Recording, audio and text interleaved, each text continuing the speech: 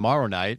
And tonight is the start of 5 straight days of what should be really, really good football, both on the pro and college side. So we'll get to some of the NFL storylines as well, as Wild Card Weekend is ahead. Speaking of the NFL, Mike McDaniels has been fired. Mike McDaniels has been fired as the Dolphins head coach. So we have 8 coaching vacancies as of now. John Harbaugh appears to be the apple of everybody's eye. The report is he will not interview until next week. And that Miami job, you could do a lot worse than the Miami job. A lot of people believe the Ravens is the best job open, but this is far from over when it comes to jobs that could potentially come open. Could Buffalo move on from their current coaching situation if the Bills lose in the first round? I don't think they're going to Jacksonville. But a lot of news on the coaching front. Of course, we just experienced a chaotic college football coaching circle, and now it's moved over to the pros. I'll give you the update on the transfer portal as the transfer portal continues to giveth and taketh away. There's a lot of information out there. There is a lot of official information that we'll bring to you as far as players that are leaving, players that are coming back for both Utah and BYU. So a lot to get to on the show on this Thursday afternoon, of course, on the heels of what has been a historic 48 hours here in Salt Lake City, Utah, with Morgan Scalley being introduced as the 24th head coach in Utah football history.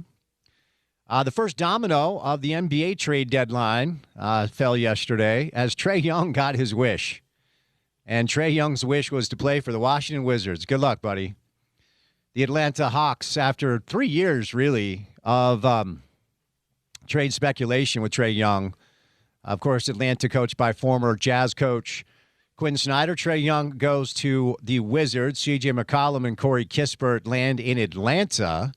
And now there are rumors the Hawks have turned their attention to Anthony Davis. The Utah Jazz played a surprising, entertaining game last night against the defending world champs in their building. Jazz were in Oklahoma City and nearly got it done. Nearly beat OKC. The game went to overtime, but Shea was too much. Shea had, I think, 46, nearly dropped half 100. And the Thunder took care of the Jazz 129 to 125. The Jazz have lost 5 straight games. They have lost 9 of their last 11. And they're 12 and 24, high speed ahead to maintaining the draft pick, which, of course, is what you have to do. A fun announcement yesterday that we didn't get to talk much about, but Smith Entertainment Group, in conjunction with the University of Utah, announced that the Winter Classic between the Mammoth and the Avalanche will be coming to Rice-Eccles Stadium coming up in 2027. So we'll do some hockey today. The Mammoth are off tonight. They're back in action against the Blues. It's a big one because the Blues and the Mammoth find themselves in kind of the same cul-de-sac as of now, with two teams that have been a little inconsistent but still in the mix to maybe capture a wild card spot. The Jazz will welcome in Cooper Flagg and the Dallas Mavericks tonight. The Utah men's basketball team last night actually pulled within 2 points. And I hate to say, like, hey, way to go. But I was watching the game, and I think it was 69 to 67. And then it all just fell apart. And Colorado went on to win pretty easily. BYU is going to roll into town on Saturday. Brigham Young smoked ASU last night. 85-73 was the final. So after pulling within 2, Colorado just ran away at the end. And the Utah men have a long way to go. There's not a lot of talent on that roster. There are 2 one-on-one guards. They don't play any defense. And Alex has got some work to do on the recruiting trail, and we'll see if he can get this thing going. BYU at this point is 14-1. They've won their first 2 conference games. They're a top 10 team. And 8 o'clock at the Huntsman Center. And I would encourage you to go up there because as of now, it looks like there's going to be a lot of BYU blue. So let's try to represent a little bit, even though it'll be a tough task for Al and his guys to make that game even competitive. Of course, BYU with A.J. DeBonsa, Richie Saunders, a stacked roster, and a really good team, a really good coach. So college basketball. Shout out to the Utah women, though. Utah women went to Kansas and got the win over the Jayhawks at Fog Allen. 62-59 was your final score. So the women with the win, the men get smoked again. It is that time of year where college basketball will kind of start to permeate into our coverage. All right, good guest list on this Thursday afternoon. Adrian Denny, our buddy, will stop by to talk about the Utah Mammoth. We'll do some hockey with Adrian. Adrian, like myself, can be seen every Sunday night on the Utah Mammoth Show on KUTV. I always appreciate Adrian's time. NBA Daily Assist comes your way with Dave McMenamin. Our friend Amy Donaldson live in studio. Get Amy's reaction to all the happenings on the local college football scene. Morgan introduced. Kyle in Ann Arbor, the transfer portal, doing transfer portal things. Do a little sports court with our friends from Handy and Handy, as we are wont to do, oftentimes on the show. And then we will say goodnight a little bit early. And coming up at 5:30, it's Miami and Ole Miss. It is the college football playoff semifinal at the VRB Fiesta Bowl in Glendale, Arizona. And you can hear that game on our radio station as we say goodnight a little bit early. All right, Adrian Denny, Dave McMenamin, Amy Donaldson, little sports court, me, Spence Checketts, all of you listeners. Hello, how are you? Happy Thursday. And that guy, Porter Larson, producing the show today. I've got to admit, I don't usually, when it comes to games like this tonight, I don't usually find myself cheering. But I will tell you that I find myself cheering hard for these Ole Miss kids. I just feel like they got a raw deal. And I know that Lane Kiffin is a sociopath with a vapid look in his dead eyes. And he doesn't give a rip about anybody, including his, well, you know what? I'm going to stop right there. I just feel like these kids have been ditched, and I think it would be a really cool story if they actually happen to get it done. I'm not sure if they can, but I find myself cheering hard for Ole Miss tonight. Yeah, I, like you, when it comes to like national football, I don't really have much of a dog in the race. I always cheer for our local teams, both because of the connections we have here and, you know, just the thing it does for our market. I obviously cheer for my Hokies, but you know, these big games, I don't usually have a dog in the fight. That being said, Alabama, out. Ohio State, out. The remaining teams, Spence, like, I'm cool any way it goes. Oregon is a regional friend of ours, if you will. And then the other three are kind of coming out of nowhere as far as a national championship is concerned. Ole Miss, without their head coach. Miami, who... there was some debate on whether they should be in or out of the playoff. And then, of course, Indiana, Kurt Cignetti is an awesome story. I'd be happy any which way it goes, and that is usually very much not the case because usually the committee just kind of says, hey, here you go, Bama, here you go, Ohio State, here's your path to the college football national championship. Not the case this year, and I love that is the case. And so while I will be probably cheering for Ole Miss, it's a really fun feeling that one of the teams that you love to root against is not even in it anymore, at least from my perspective. So, 5:30, the kickoff right here. Yeah, we're going to get you ready for that game. I think it's going to be a good one. And a lot of really cool storylines, quite frankly, left with the Final Four teams in college football. Some good news and bad news in the transfer portal for the Utes and for BYU, so we'll get to it on the program. We will do some hockey right out of the gates with our friend Adrian Denny. But before Adrian stops by, Thursday afternoon style, courtesy of our friends at Prize Picks, it's time now for your opening tip. Welcome to The Drive with Spence Checketts on Utah's #1 sports talk. Now into the studios of ESPN 700 to set the scene for the show. The opening tip of The Drive is brought to you by Prize Picks. Use the code ESPN 700 and run your game with Prize Picks. All right, if you've been waiting to get the free money from Prize Picks to maybe use it on some football coming up this weekend, well, you win because they're offering a max discount this weekend. Special max discount promotion live on the board right now, which is Caleb Williams. He has been discounted only needing to go for more than half a passing yard. So if Caleb Williams passes for 1 yard, you win. And you combine that with one other pick that hits the projection, you can win up to 2,000 times your cash. They offer early payouts now, and that means if your lineup gets off to a hot start, you may now have the option to cash out on those winnings before the game even finishes. You can follow other Prize Picks players directly on the app and copy their lineup in one click. Whether it's a friend, a celebrity partner, or just someone whose picks you like, hit the follow button and check out every lineup they create in the new feed tabs on Prize Picks. Step number 1, download the Prize Picks app today. Use the promo code ESPN700 to get $50 in lineups after you play your first $5 lineup. Promo code ESPN700 to get $50 in lineups after you play your first $5 lineup, because on Prize Picks, it is good to be right. All right, we'll do a little transfer portal update here for the University of Utah as the transfer portal continues to give and take away. Jackson Benny is returning to the University of Utah, which is a big deal. Jackson was a kid who I wouldn't have been surprised. Like, if you listen to Witt last year talk about the roster, he oftentimes pointed out Jackson Benny as a guy who he wanted to be more involved. So I thought there would be a chance that Michigan would come a call-in for Jackson Benny. John Henry Daly today is taking his visit to Michigan. It looks like he is also going to visit Penn State. Speaking of Penn State, they were able to grab Dallas Vakalahi, who announced that he was officially in the transfer portal. So he is headed to Penn State, and that one hurts. And certainly Utah is going to have to do some work along the defensive line to make sure that they've replaced the kids that are taking off now. Cash Dillon, who showed some promise as a youngster, he has decided to come back. So we continue to kind of look around a little bit to bring you the news as it comes to us, and it is coming like crazy. If there is something that has been out there, I have not seen Devin Dampier news. Devin, over the course of the past few weeks, has gently alluded to the potential of him coming back. I've been told by multiple people that Utah is expecting it.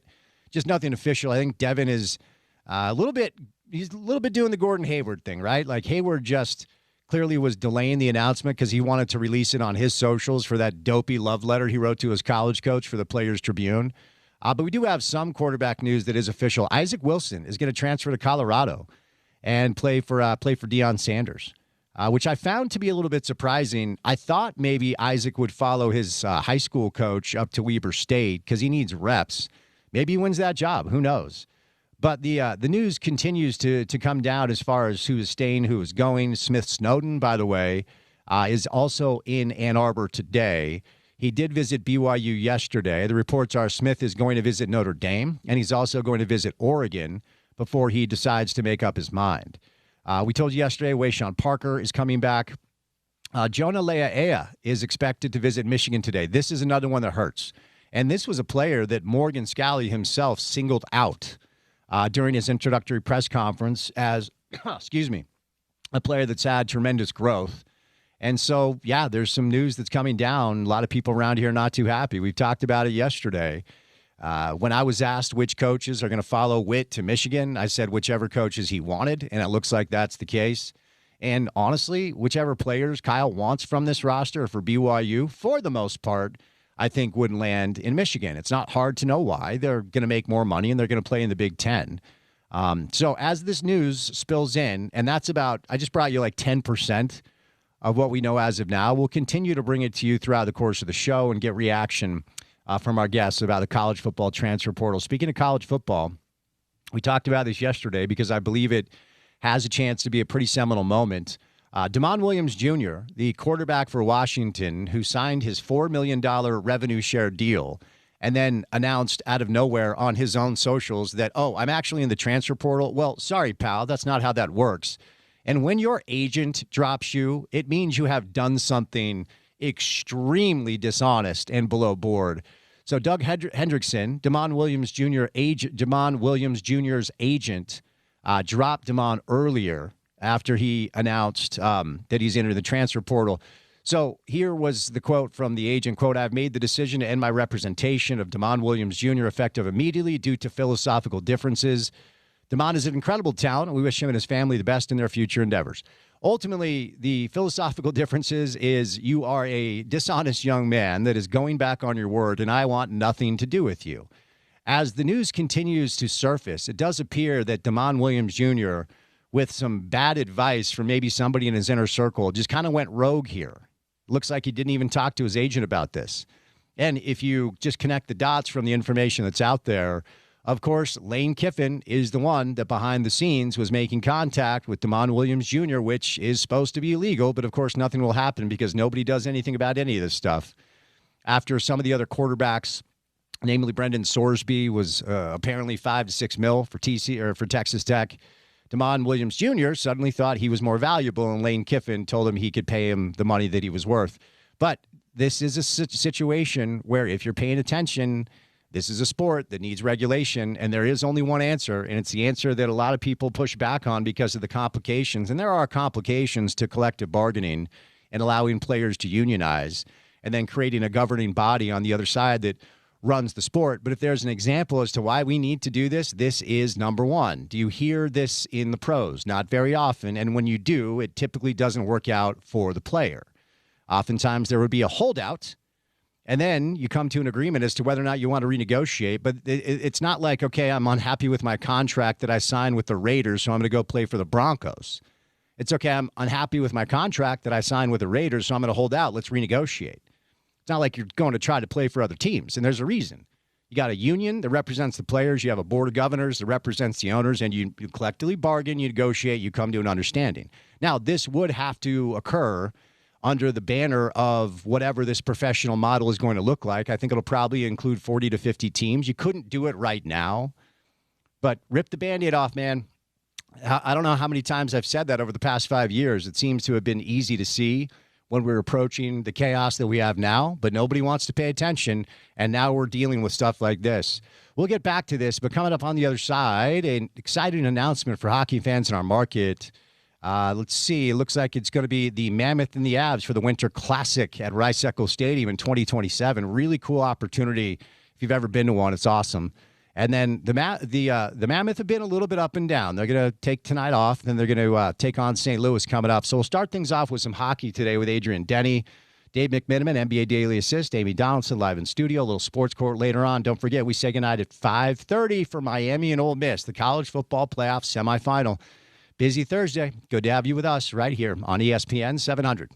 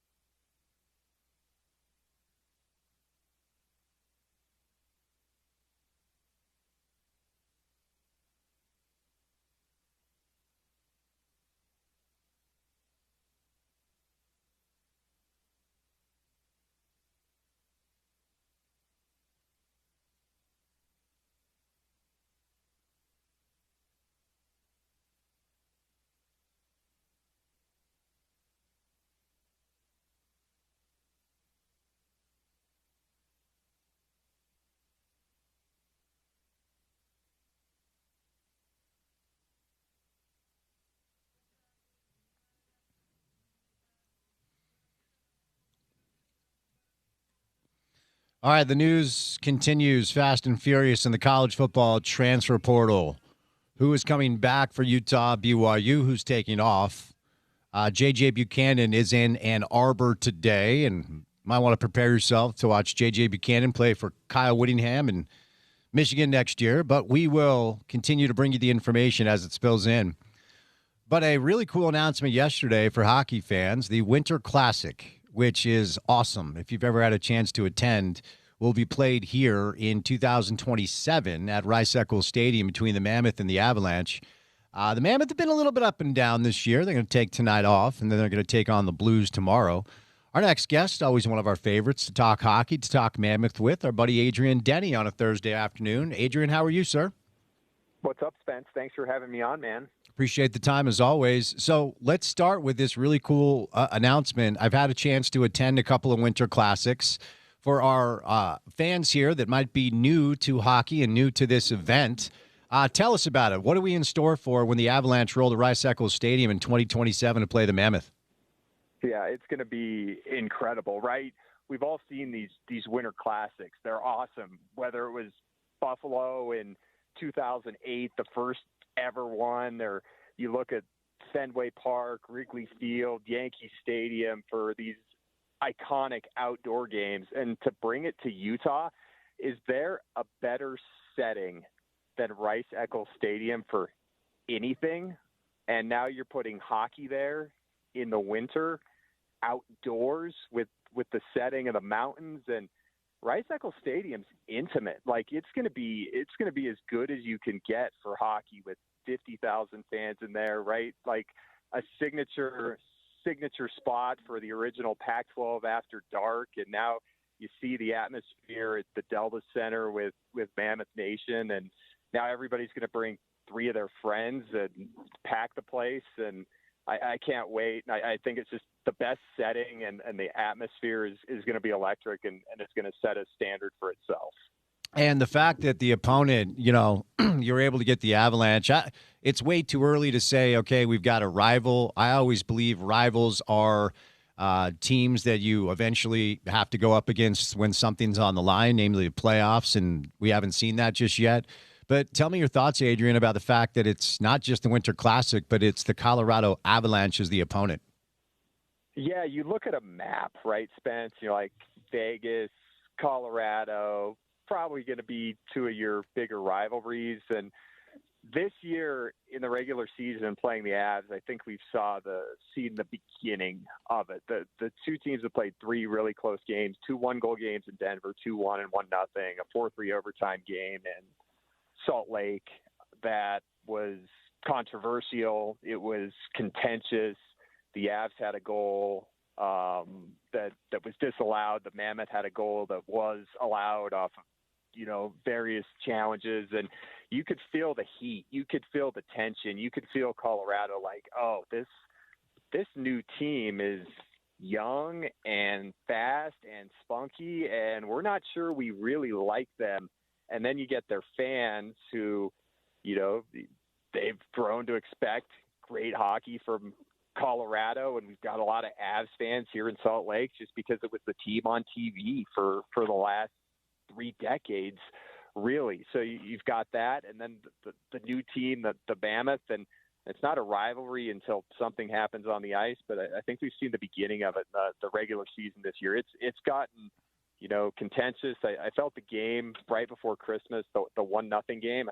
We all thought Utah analytically outplayed them, and Scott Wedgwood, who's second behind Karel Vejmelka in wins, made some good stops, and his black glove may have kept a goal from being allowed on a puck that was right on the goal line. So it was important for the Mammoth and the organization to have Colorado as part of this outdoor game, just to take it to the best level possible with the opponent. All right, moving over to the Mammoth specifically, their differential is +8, which is better than San Jose. It's better than the Kings. It's better than Anaheim. In fact, Colorado's insane. They're +70. Dallas is +29. Minnesota's +21. And then the Mammoth are the only other team in the West to have a positive differential, yet they're sitting on 45 points. 2 points shy of San Jose, tied with Anaheim, right behind the Kings. So they're very much still alive for a lot of potential possibilities. But you know the deal, Adrian. They start out with this insane run, and everybody gets super pumped. And then since then, it just like depends on the stretch. It depends on the night as far as what we're seeing. Of course, there have been some injuries and such. Here's how I'll start this portion of the conversation: ahead of schedule, behind schedule, or more or less where you thought they'd be as we're sitting here nearly in mid-January. If you talk to Bill Armstrong, general manager for the Mammoth, he's been saying it really since this summer, Spence. He's been saying if we can just get to that 7-game homestand in January, somewhere in the neighborhood of a playoff spot, we're going to like where we're at. And he said in the last couple of weeks, he's like, we're 500, yeah, but we're happy to be there just with the way the schedule in the first half transpired. You look at going into last night's game, Mammoth had 24 of their 39 games remaining in the regular season at home.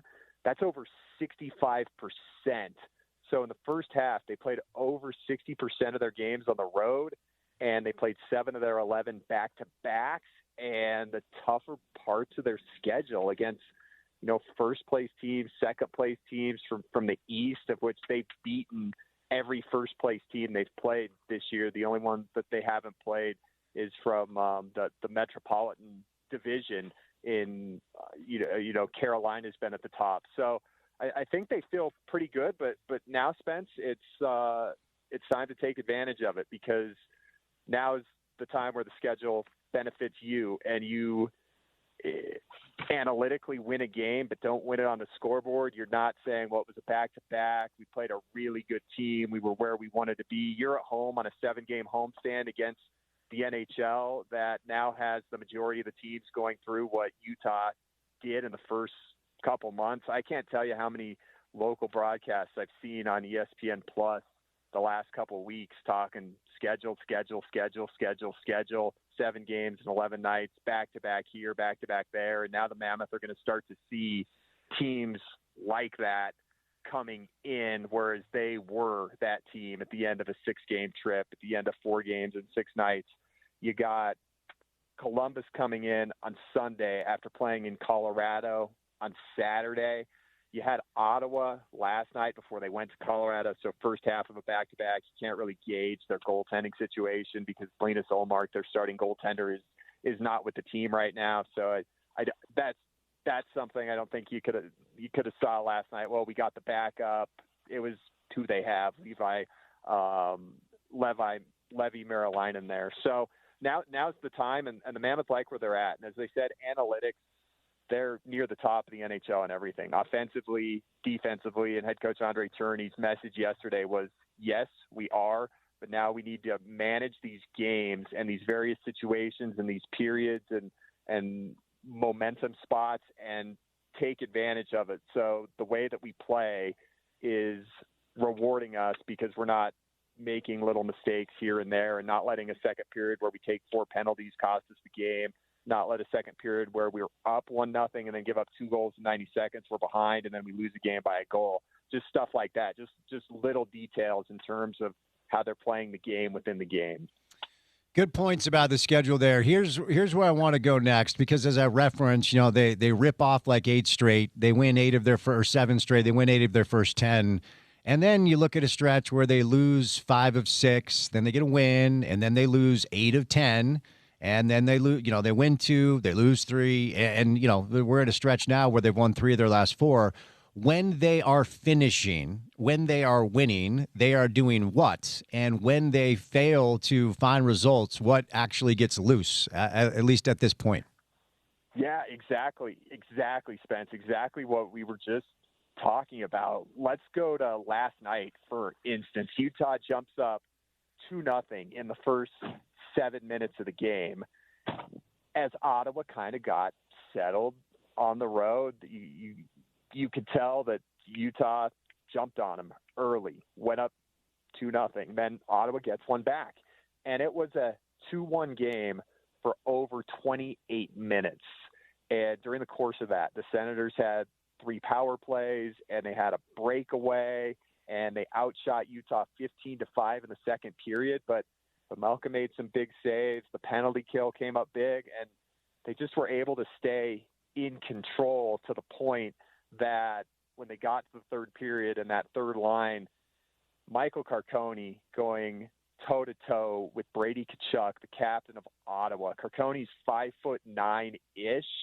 Tkachuk is 6'4", and they are in a tussle coming back down ice after Ottawa had just possessed the puck after Utah had it. And Carcone races back down, gets the puck back for the Mammoth, pushes it ahead, skates off for a change. Brandon Tanev hops on for him. Utah continues the offensive zone possession that they've regained, and they scored a goal. And it was just Michael Carcone being relentless, being a little yappy dog, really, on a guy that's a lot bigger than him, and winning the battle. And Utah was able to turn that into a goal. So when you're up 2-1 in a game for 28 minutes, it's probably a pretty low percentage situation that you're not going to go more than 28 minutes without allowing a goal. And Utah was able to do so against a team that they had entered last night with, scoring 3 goals in 3 games.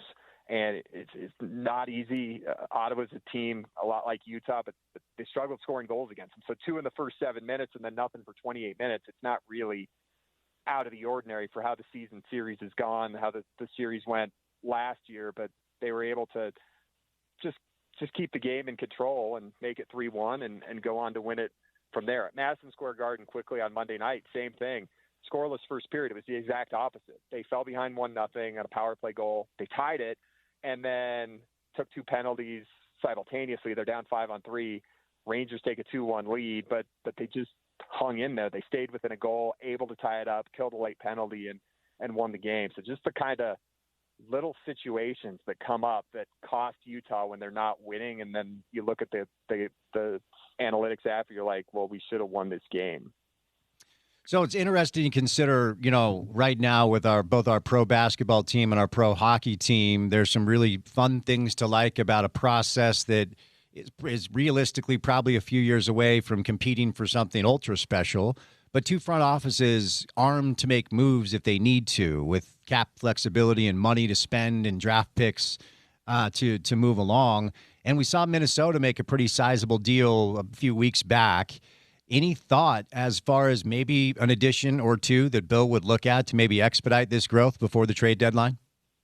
I think he's going to be aggressive in every chance that he gets as we approach the Olympic roster freeze. It's going to come up right before the NHL takes those 3 weeks off, and then they come back and have a couple more weeks until the trade deadline. I'm convinced, and I know that the way Bill operates, he's involved in every single trade that happens one way or another, because he's on the phone and he's doing his homework and he checks stuff out, and he's not going to make a trade every time he gets on the phone, but he's going to check stuff out. He's going to be informed but measured, right? Always looking to improve the team, but not in a circumstance where he's going to be sacrificing something that you're going to want down the road, be it cap space, be it a top prospect. And Utah wasn't mentioned in the Quinn Hughes trade that took place a couple weeks ago, but the way that Bill functions, I could tell you, I haven't talked to Bill about it, obviously. It's just my opinion, but Bill's on the phone for a blockbuster trade like that, and he's like, okay, thanks, thank you again, good luck, and not being willing to part ways with what Vancouver is going to want in that trade, and knowing Utah's pipeline of prospects and what they have, and knowing that particular player, Quinn Hughes, is under contract through next year and was not willing to, he wasn't able to extend that, obviously, right, until this summer. But you make that trade, you give up a lot. It's a risk, and I don't think it's a risk that Utah wants to take at this point. They're going to be aggressive, but measured aggressive with the big picture 2, 3, 4, 5, 6 years down the road still in mind when their vision is and when they have mapped out to be a Stanley Cup championship contender. Which is absolutely the right approach, no doubt about it. Any potential thoughts on, like, I'll just tell you, Adrian, oftentimes I'll be watching them, and my thoughts are they're getting pushed around. They're not big enough. They're not physical enough. And, maybe there's a thought to add some size and physicality. And, when it comes to their front line, couple of front line skill position players, they're elite from my estimation. But any thoughts on what they could potentially look to add, keeping in mind the comments you just made about, playing the long game, which we know they're doing? The first part of that, Spence, is Daniil Boot, the 6'6", 20-year-old forward who they drafted 12th overall.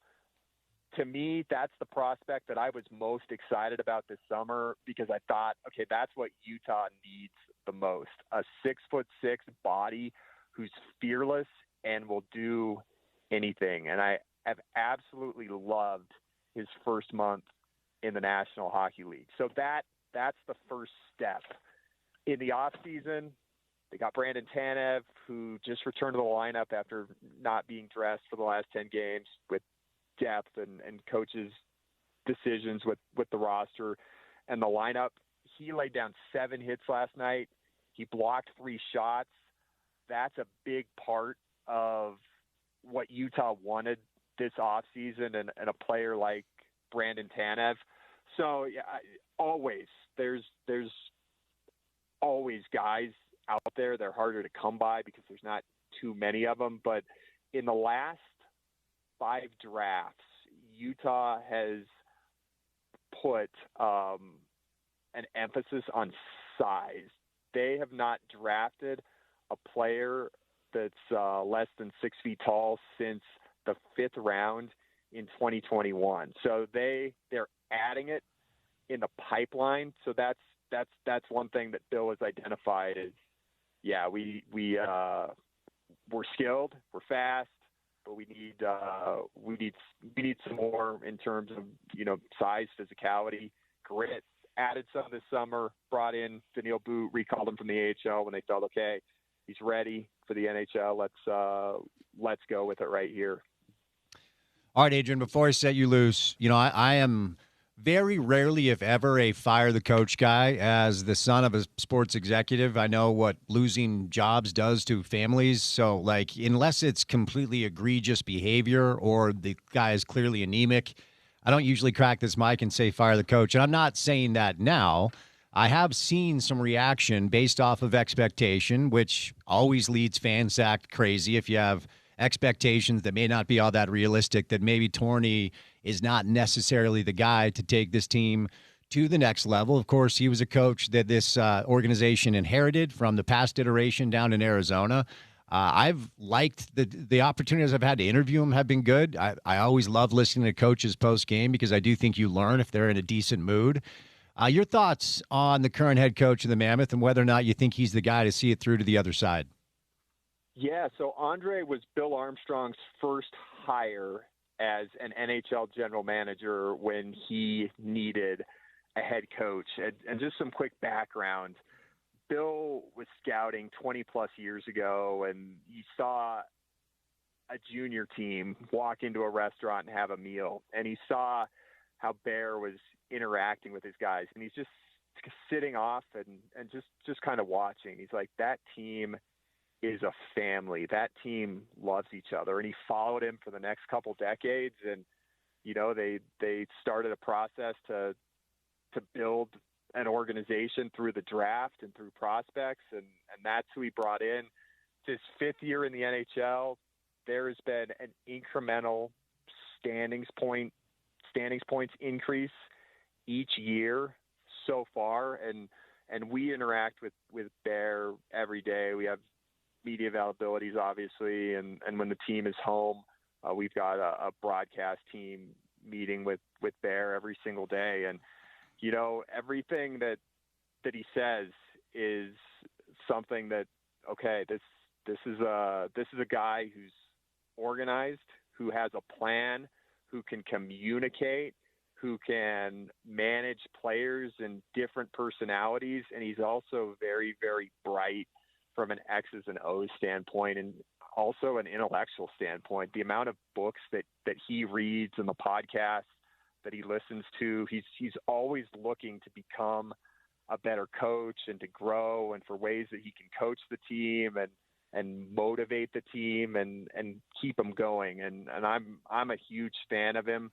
And I get it too, right? Like, this is the National Hockey League, and there's expectations. It's a results-driven industry, but as Bill said, and you look at Bears' track record of the teams getting better every single year. I think you're where you wanted to be, and you've got a guy that the players love, and analytically you can't get any better. And the way that they play and make adjustments, you see it, right?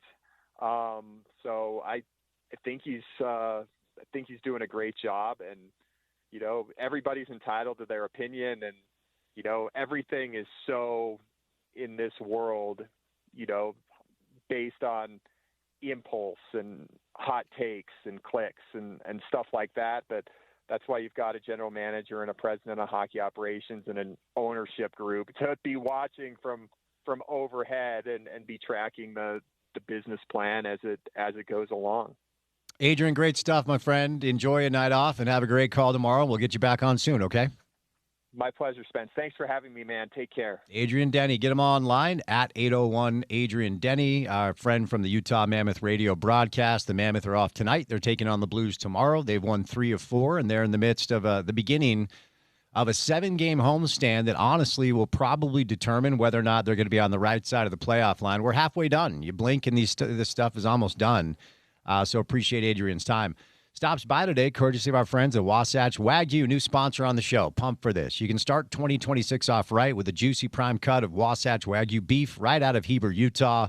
All the cows are bred locally, and they produce some of the best Wagyu beef around. I'm talking premium, legit Wagyu beef, New York steaks, 100% Wagyu burger beef, roast, tomahawk steaks, fillets, and now premium Wasatch Wagyu beef jerky in a bunch of different flavors. Now, they've been on the program now for a couple of weeks. Initially, we were giving you 10% off.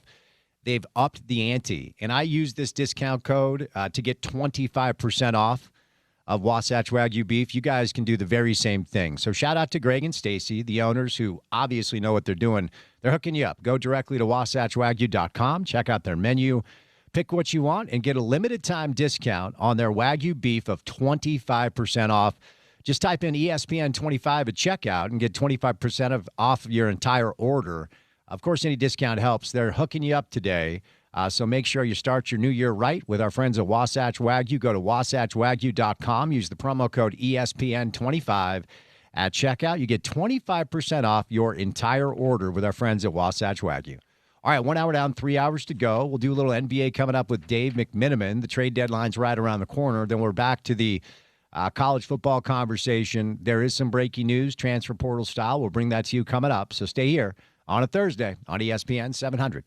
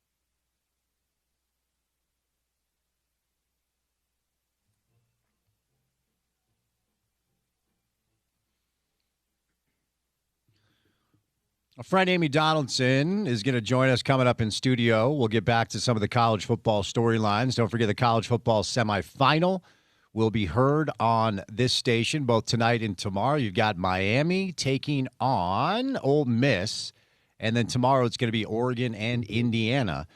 So stay tuned. Good stuff today about the Mammoth with Adrian Denny. But let's do some basketball now, NBA Daily Assist style, as our buddy Dave McMenamin stops by on a Thursday. Hello, Dave. How are you, sir? I'm doing well. Hey, Spence. Appreciate the time today. So I never thought I would read a report that said anybody's preferred destination was the Washington Wizards, but apparently Trae Young gets his wish. And after, 3 years of trade rumors, we finally see Atlanta move on from Trae. And it does feel like Atlanta might be positioning themselves for maybe another future move. But your thoughts on the first major domino that's fallen prior to the February 5th trade deadline? My immediate thought, because I was at the Lakers-Spurs game in San Antonio, and I'm watching Luka Doncic warm up on the court while the news is broken by Shams Charania, and it's like this guy was traded for Luka Doncic and Cam Reddish. Like, he was considered that valuable. And this was rookie Luka, and this was Cam before, obviously he's playing overseas right now, but he was coming out of Duke, still considered a hot prospect. And 7-8 years later, he's traded for a 34-year-old CJ McCollum and Corey Kispert. Yeah. And it's incredible the way his value changed. And over the course of that time, he was a 4-time All-Star, averaged like 25 and 10, multi-time assist leader in the league, and at one point led the Hawks to the Eastern Conference Finals. So to me, it spoke a lot about the way the league has changed. Like, it's hard to have one-way offensive players get kind of the franchise star treatment or the tag. You got to be able to defend, and clearly he doesn't do that. And then I also think his game, as talented as he is, I think you need a specific roster around him because of the way defense isn't part of the equation. And so, obviously, Travis Schlenk being in Washington, I was told was a big factor in that deal getting done. And you could say that, the Hawks didn't get a ton of value for it, but I also kind of like the move for the Hawks because they didn't let this thing linger. It didn't sabotage their season. They got a new young star in Jalen Johnson, and now they have some flexibility to continue to make that team better. They could still be a player come the trade deadline. So that's what a lot of people are surmising here. And, Dallas is in town to play the Jazz tonight. And, of course, Dallas is in the spot where for a number of different reasons, namely because, they decided to trade the guy you cover day to day. And we all know how chaotic that was. But they find themselves in the spot where do they move on from Anthony Davis? Do they move on from Kyrie? I mean, the vets they have obviously Kyrie's hurt. And do they just reset their timeline based off of Cooper Flagg, who, of course, is having a phenomenal rookie season like we all thought he would? But if it is an Anthony Davis move, is Atlanta the team to keep an eye on? So, in full disclosure, my opinion here that I'm going to share is kind of informed by backing myself into a wall by having to give a prediction for ESPN.com at the beginning of the season where I picked the Dallas Mavericks to be in the NBA Finals. And so, oh dear, Dave. With saying that, I'm going to say, Dallas should be patient and give this team a chance to actually play together. Anthony Davis has missed half the games this season. Kyrie hasn't played yet. At the outset of training camp, we were looking at kind of January to February as the potential return time for Kyrie, and kind of those whispers have quieted as the Mavericks have kind of underperformed. But again, even if you remove that, what's looking like one of the worst predictions of my career, even if you remove that, I wouldn't be so quick to move on from Anthony Davis because it's not like he's a type of star that is going to take all the oxygen in the room, not going to play the right way, and is going to stunt Cooper Flagg's development. And because Cooper Flagg has proven to be like kind of a plug and play, ready to go type of player, you could still have Anthony Davis being a big part of his success together. Now, of course, the question with Anthony Davis is he going to be able to stay healthy enough to warrant the type of extension that he wants? And, right now it's been a tough stretch for him. Basically, right up until the time he was traded by the Lakers, he had two fully healthy seasons. And, to me, he was as available as any major star in the league and still had that label as being unavailable because of his past injury troubles. Well, those past injury troubles have come back. And, if you are going to trade him because you're Dallas, it's because you're concerned about that. To me, it's not because you think he wouldn't be a good fit or you think he couldn't help Cooper Flagg become a better player in the long run. It's just simply that the investment would be poor because you're worried about them being able to stay on the court or not. When making your prediction of the Dallas Mavericks going to the NBA Finals, did you know that Oklahoma City still plays basketball, or like what was going on there, Dave? I also, somewhere in my mind, I must have predicted that Chris Finch, some way 30 games of the season would cause a tantrum, get kicked out of a game, and all of a sudden the NBA referees would ref the OKC Thunder differently. And they would go through a tailspin, and they'd go 6 and 7 over 13 games, and all of a sudden they wouldn't be like this impenetrable force. I must have predicted that somewhere when I was making that prediction about the Mavericks. Okay, fair enough. Hey, we all take swings and have misses. There's no doubt about that.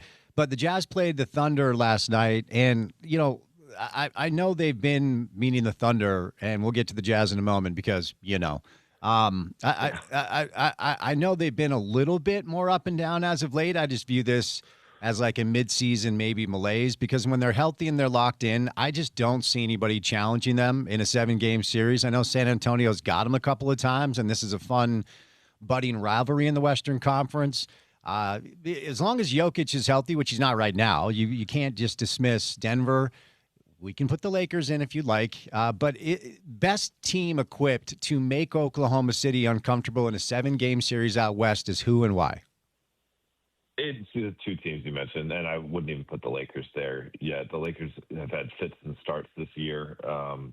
They've kind of looked like a professional basketball team since they got embarrassed by the Rockets on Christmas Day, but I'm not ready to put them anywhere close to that conversation. But San Antonio, like, you beat a team 3 times. It's not fool's gold. Like, they have the type of personnel because they have the athletic wings in Stephen Castle and Dylan Harper and Devin Vassell. They have enough shooting. They don't have as much shooting, but they have enough shooting to stay in a game when OKC is bombing from the outside. And then just Wemby is such a unique force there. And then Denver, it was a coin flip series a year ago. And, obviously we know Michael Porter Jr. is falling out for Brooklyn right now, but I still think in ways the Nuggets got better this year. Cam's a really good fit. It took him a couple weeks to kind of figure things out there, but he has been really effective on both ends. You haven't really seen Gordon and Brown being healthy for them this year enough, but that's also allowed kind of a pathway for like Peyton Watson to become a much better player than we've seen. It's allowed Jamal Murray to kind of step up and be as stable as he's been in the entire time. And, Sean's reported that the Jokic injury might not be as catastrophic as we once thought, and that, we're already kind of in the week-to-week period evaluating his comeback versus month-to-month. And so those two teams, I think they had legitimate shots of beating the Thunder. I am not totally alarmed by the Thunder's malaise either. So some of that is once you've been to the top of the mountaintop and you've tasted what it's like, it's hard to really get yourself up for regular season games. And that's kind of been part of their success over the last couple of years, is that they treated the regular season like every game mattered, and they kind of came back down to earth a little bit there. But I think those two teams in the West, and then out east, I say Detroit, the Knicks, and I think Boston is kind of the sleeping giant here because they've been playing really well, and what I've been hearing, Jason Tatum is still very much a possibility of coming back this season. I think that makes the Celtics, especially if they can get it big as the trade deadline approaches, that makes the Celtics a legitimate threat to the Thunder as well. Can I interest the Celtics in a little Yusuf Nurkic action, Dave? That's a transition to talk about the Jazz. Because It'd be better than what they got right now. I'm entering my fourth year of how the hell do we cover this thing? Look, the fact of the matter is this. We all know the deal, and if I sound like a broken record with you, I apologize. Every time I see you or Tim or Bontemps or whatever on the rundown, I'm like, how the hell am I going to do this today? To make it different than what I've asked you for basically 4 years now, they have a top 8 protected pick that goes to Oklahoma City if they're not in the bottom 8. And in a rebuilding process in a city like Salt Lake, that is an asset you just have to keep. You just have to. That's how it plays out. But I think a lot of people don't necessarily fully understand that if they're at 8, the pick could still fall. So if they land at 8, there's about a 60% chance they keep it. If they land at 7, it's about an 87% chance thereabouts. If they land at 6, it's up to 95%. But if they're in the bottom 4, the pick can't fall lower than 7, and that means you have a 100% chance of keeping the asset in a draft cycle where most people believe there are at least 3 generational pieces and maybe 6 or 7 all-star type players. So when it comes to what we've seen as of late, after they won a couple of games against some good teams, now we're back to, some funky rotations and not winning basketball games. I think they've actually been a little bit more entertaining to watch this year. Like the Keontae offensive stuff is definitely real. But when it comes to what they're going to do the rest of the way, do you think it's going to look a lot like it has over the past couple of years to continue to lose intentionally, to hold on to the asset, which, again, I understand because I think you have to do that. Yeah, I do think it's going to go that direction. And the last time I was in Salt Lake City with the Lakers about a month ago or so, I was talking to some folks around that team and just I guess in a way, kind of the wink wink of there has already been some things that happen rotation wise where the Jazz won't necessarily be going to go all out to win every game. That's kind of the impression of some people that I talked to in the building was. And, I think that's okay. I mean, I think competitive integrity is really important. But also the way the league is set up with the CBA is that you have to kind of have a longer timeline here. So I think that will continue. The bigger question for me is kind of just the how. Will it become more blatant? And the league has obviously cracked down on kind of injury reports because of the gambling aspects of things. And so it's kind of harder for a team to give a guy a mysterious stomach illness or, a calf strain out of nowhere.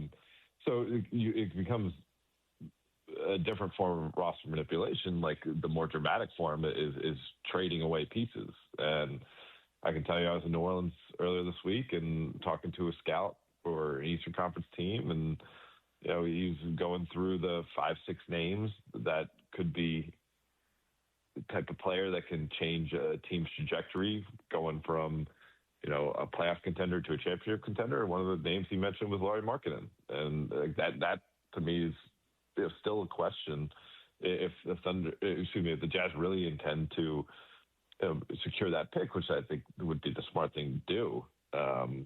Markkanen's still not quite on the timeline of the rest of their young talent. Not that he's old, I'm not saying that, but that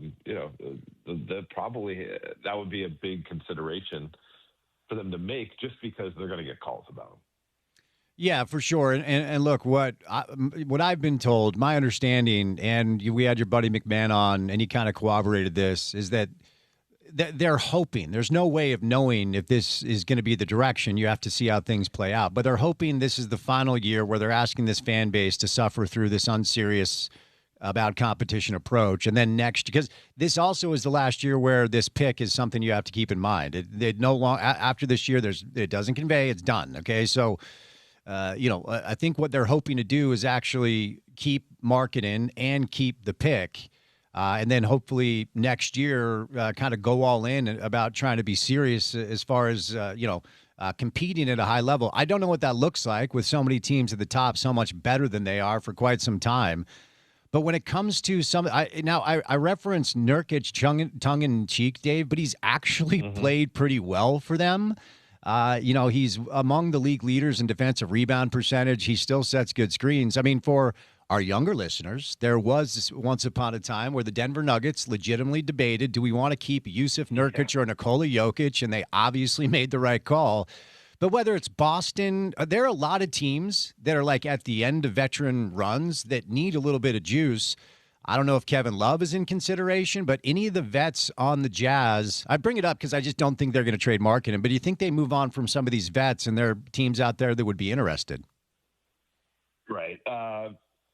Kevin, and I didn't specifically ask him, like, hey, do you want to be moved? But I asked him, like, how it is for him. And he was raving about how much he loved Salt Lake when I spoke to him about a month ago, and saying top-class organization. He loves Will Hardy. He thinks Ryan and the ownership group does a great job, front office. So I don't necessarily think that he'll move on. Now, you never know. Maybe, there's a ready-made exit ramp for him to join a contender, get minutes, and both sides say thank you so much for the time you were here. But I didn't get the sense that, like, he's going to be, like, knocking on the door, like, hey, you got to get me somewhere else, because he seems to be in a really good place there. As for Nurkic, listen, Nurk is, let's say, you look forward and Kessler's back healthy and you still got Flip. Like, I don't see him really being part of the longer term plan. And so he's someone that, if there's a team out there, why not? I think Svi is another guy. Like, teams need shooters, and I'm not trying to age him too much, but he was a rookie back in 2018, and so he's veteran status now, and maybe if you could get an asset moving forward for him, draft pick wise, and he can go to join a roster that just doesn't have shooting. I think the specific need that both Nurkic and Svi Mikhailuk could offer to fill for a team would allow the Jazz to kind of put some stuff in the cupboard and also probably help their pursuit of reaching the bottom seven, because both those guys can still play. As a well-known hater of Salt Lake City, as a snob that looks down on our market, when Kevin Love said he liked it here, did you mock him incessantly? Well, my eyes might have bulged a little bit. Yeah, I knew it. I knew it. I was like, you mean Park City, right? Like, yeah. But no, I'm being serious. He was like effervescent in his praise of the organization, which I was just happy as a guy that I covered him in Cleveland, and he was in a pretty good situation in Miami. I think he was pretty stung by that trade.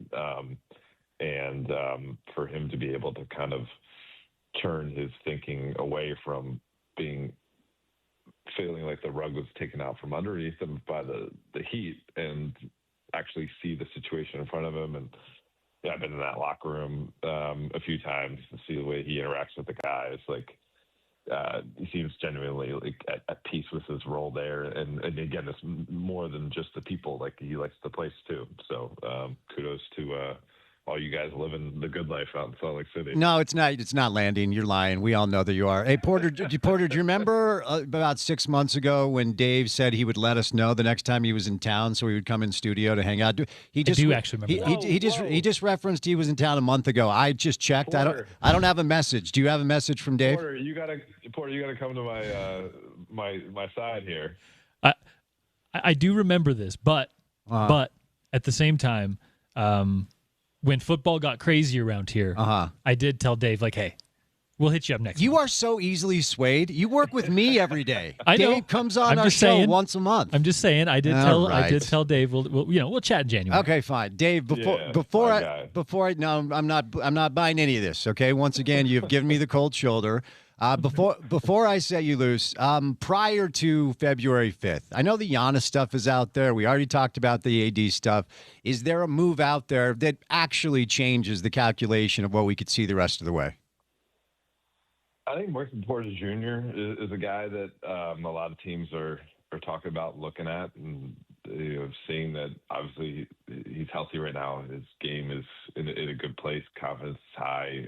He helped the Nuggets win a championship already, and again, Brooklyn's not on the win now timeline whatsoever, and so that same scout that I was talking to in New Orleans that brought up Marcus' name, one of the next names out of his mouth was Porter Jr. And so I think he's someone you got to look at. And obviously, at that point, the Trey name, it's hard to probably say we're going to get a bigger name than that moved. But Trey's not going to impact the Wizards, winning this year. Actually, Trey, the Wizards aren't going to be looking to win too much this year. So I'll be interested to see how much Trey plays the remainder of the season for the Wizards. But yeah, I think the name I look to is Porter Jr. and obviously AD. But AD certainly could happen before the trade deadline. But I'm not convinced it will. Giannis, I almost say with full certainty it will not happen before the trade deadline. And so, yeah, you look to the next tier, and Michael Porter Jr. is 6'11", can shoot the lights out, and has physicality. He could be a difference maker for any of these teams that you think is just one step below. Him in the mix could be really interesting. You certainly outkicked your coverage with your spouse. I wonder if you were assigned to the Australian Open coverage, what that would look and sound like. It would probably sound terrible. I would see the difference between her and I is,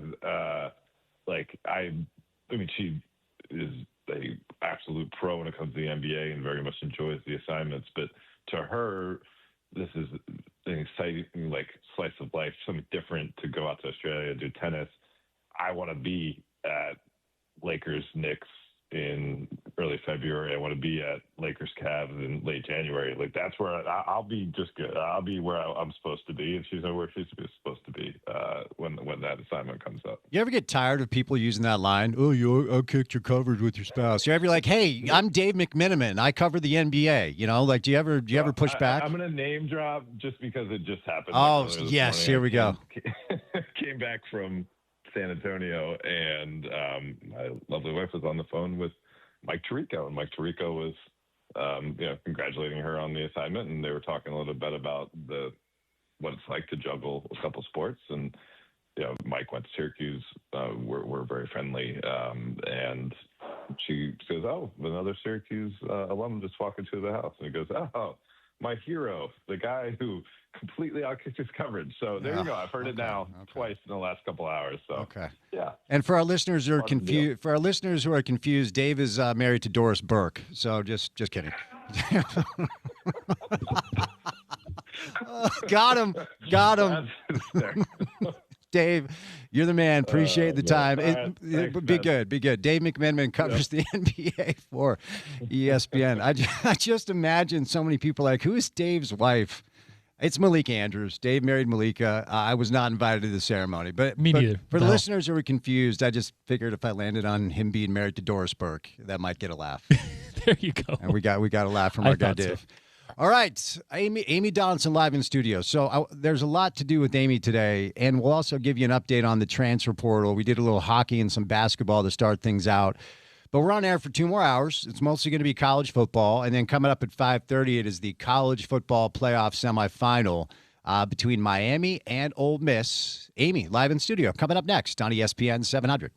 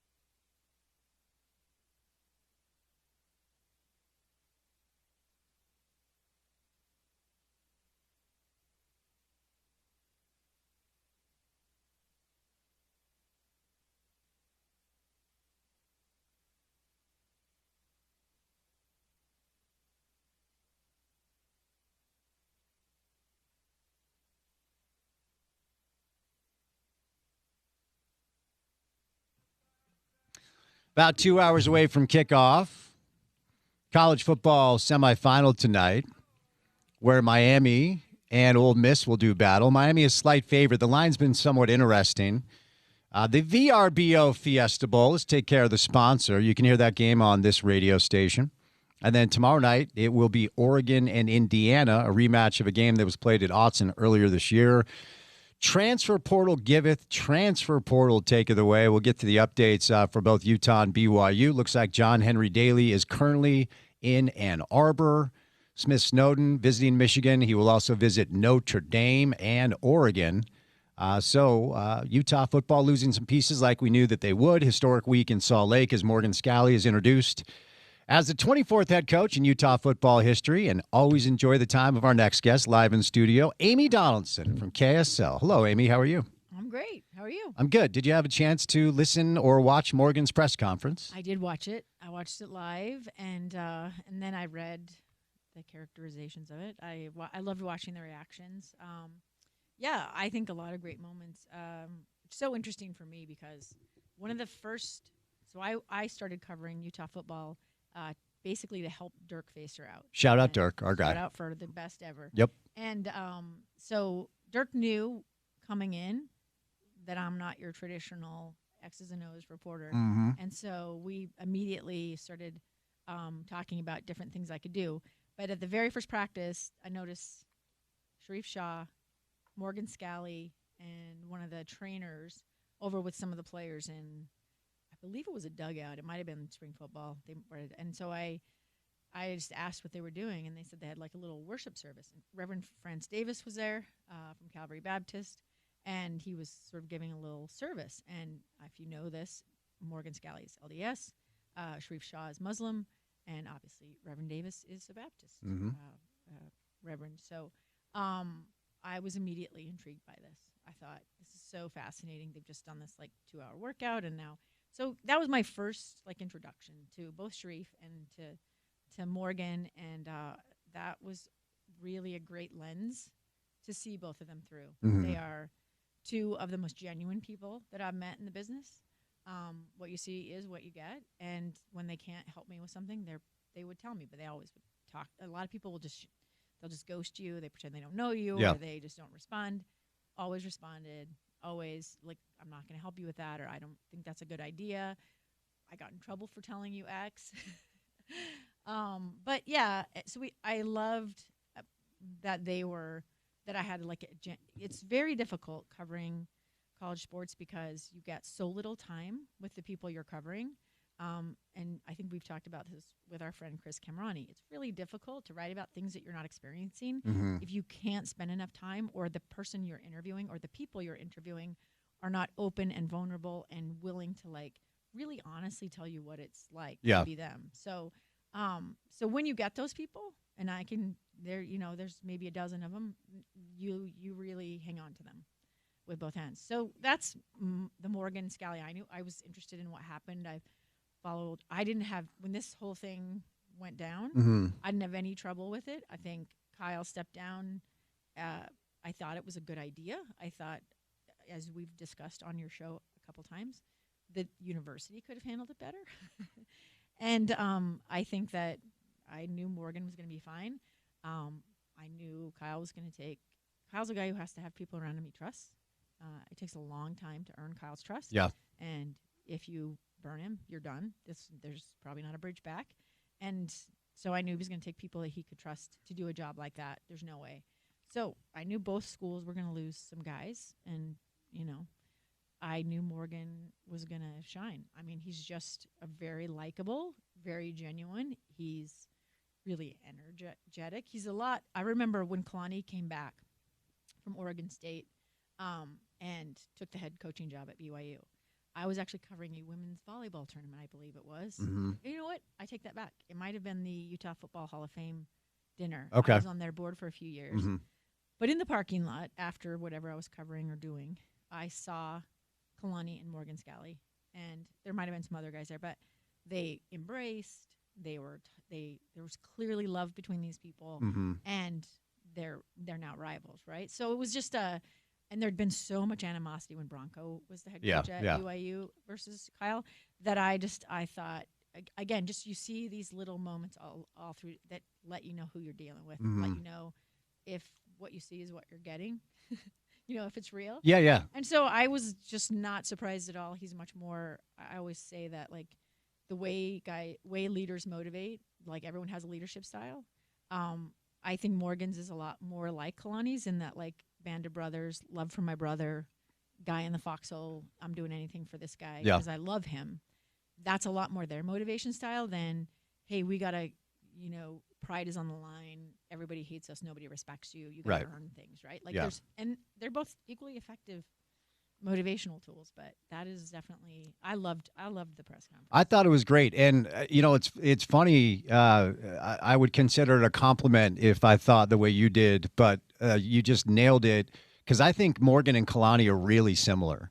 I think they're not just similar coaches. I think they're very similar people with, like, the enthusiasm and the front-facing willingness to just kind of show a vulnerable side that Witt just never would. And to your point, I'm not saying one is right and one is wrong. No. And one could be a little bit generational. I mean, Kyle's old enough to be Morgan's father.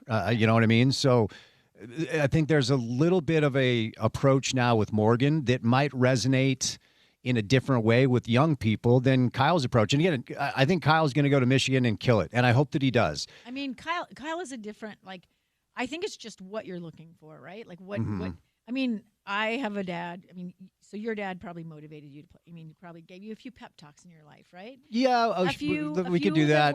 A few that were things you would share and things that you were like, I don't want anybody to know that one happened. Correct. My dad was the same, but my dad was never, the guy who's going to really make you feel loved, right? I knew my dad loved me because he showed up at every game I played, whether I played 1 second or the entire game. Yeah. But my dad was, I mean, I remember getting hit in our family plays sports every time we get together. Mm-hmm. And there was this family football game, and one of my now ex-brother-in-laws, we were playing two-handed touch, and he almost knocked me out. Oh, wow. Tackled me so hard that knocked the wind out of me. Okay. And my husband, my other brother-in-law, who was really tight with me, and my dad rush over. Two of those three are on my team at the moment, and it wasn't like, oh, Amy, are you okay? I mean, you think of, like, if you had a sister or your wife or a girlfriend who's not, almost the wind is knocked out, they're laying down on the ground. It wasn't like, are you okay? It was, get up. Get up. Don't let him see you're hurt. Are you pretend you're not hurt, walk it off, right? Yeah. And I was like, oh, okay. But that's the kind of dad I had. And it is motivating. And it is, like, I love the Harley riding, take no prisoners, arm wrestling. Like, that's really a football adjacent identity. And Morgan can be those things, just like Kyle can be that really, genuine, I love these guys. I mean, you saw that, especially through the hard times. He got emotional too. It's just more rare for him to operate from that place, whereas Morgan lives in that place. Like, that's just the energy he brings all the time. Yeah. Yeah, and I think and we've had, I lost track at this point, just a ton of former players on to talk about Witt, and they all talk about his love for them. And so I don't know how much of the emotional transparency that Kyle has showed over the past few years seeps into Kyle the coach, but enough has where his players do feel like he genuinely loved and cared about them.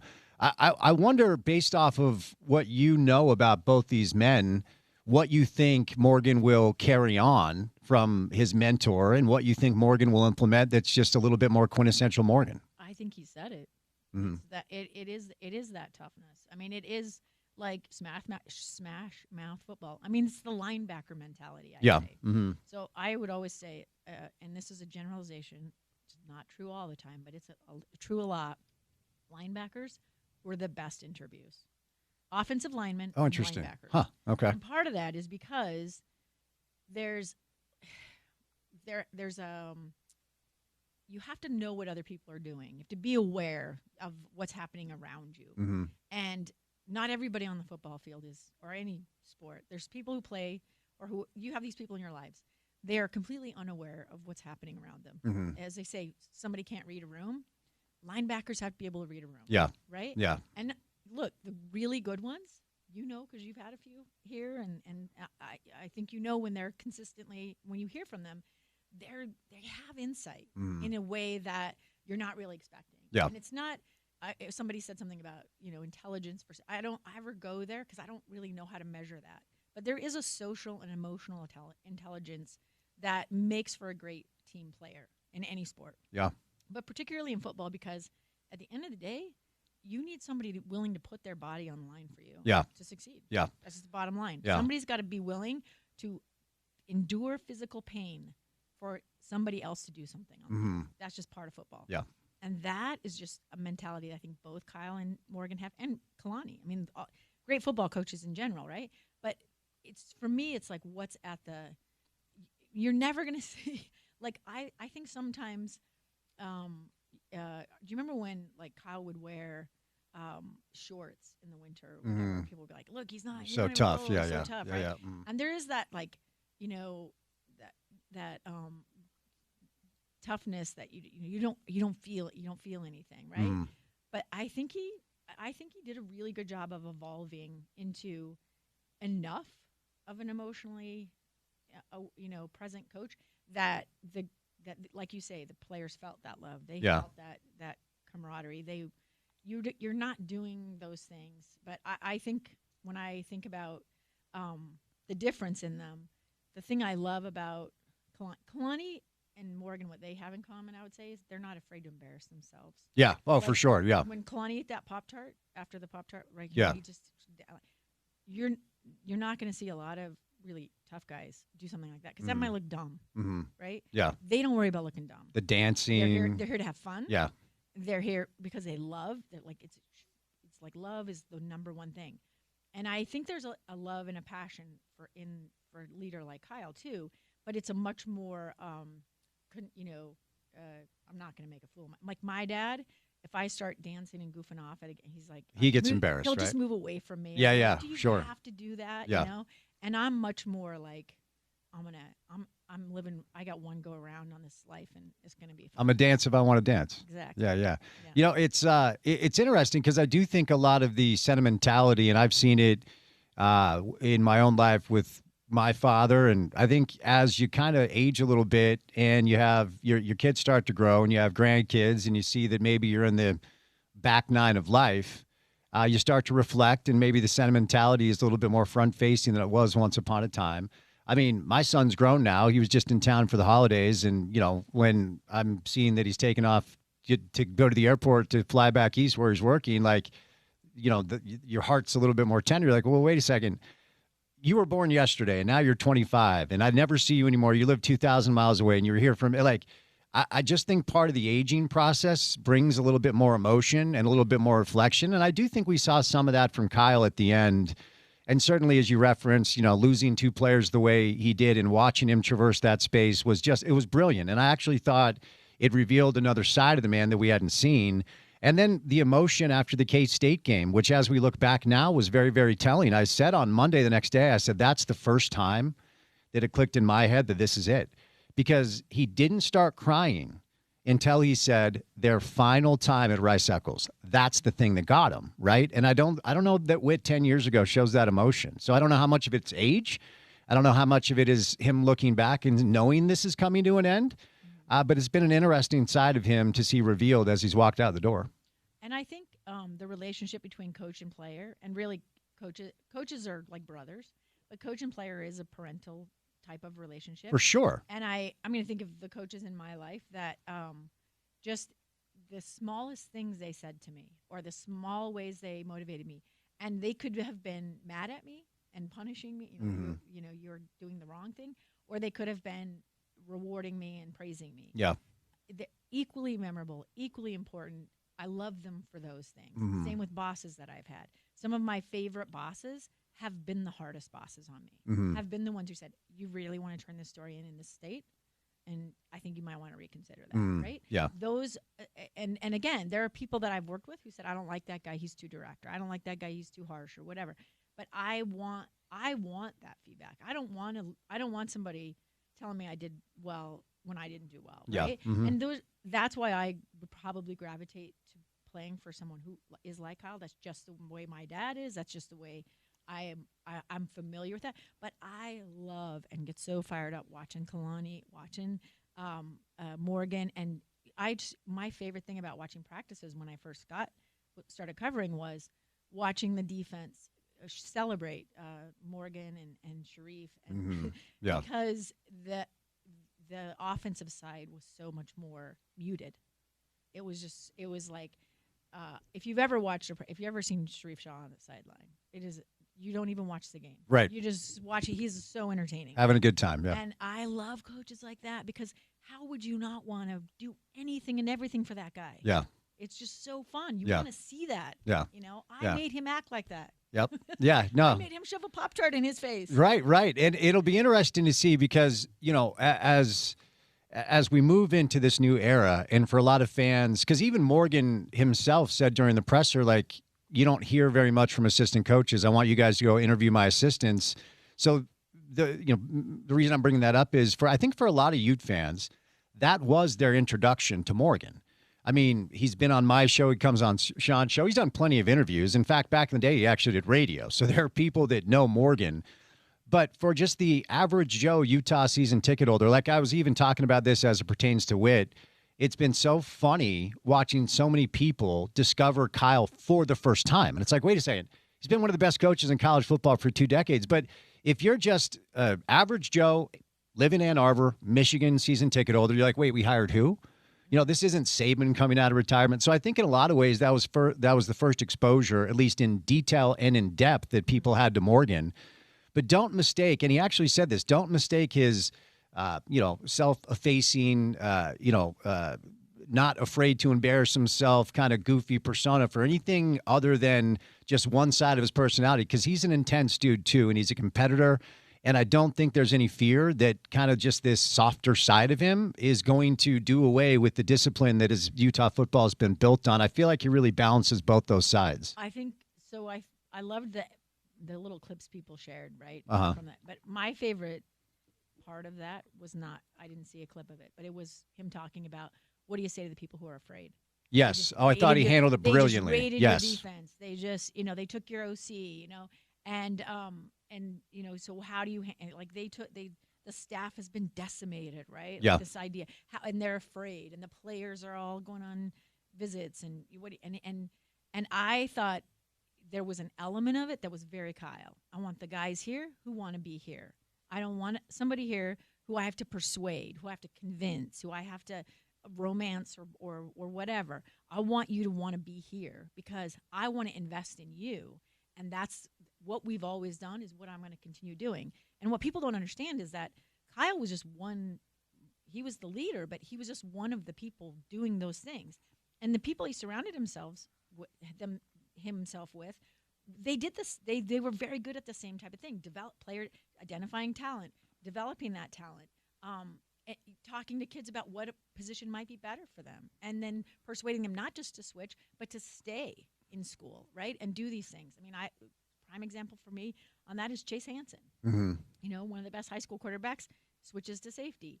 I think there's a lot of those elements. But when he was talking about what you would say to someone who's afraid, it was both him and Kyle. It was, hey, man, we're not afraid because we're going to keep doing what we've always done. And that is, if you want to be here, we invest in you. If you don't, have a great life. Right. Not offended. We're not for everybody.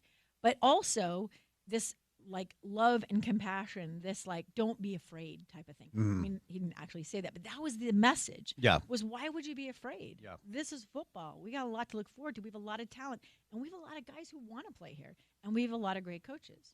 Let us get to know us. Let us try, right? But it was the don't be afraid coupled with well, you shouldn't be afraid because we're going to keep doing what we've always done. Yeah. That I thought was just so, I loved that answer because it really addressed both types of Utah fans. Yeah, that stood out to me too. And because he landed on, the confident take opportunity to maybe even, we're all paraphrasing here, but if you're confident about your opportunity, you believe you can make it better.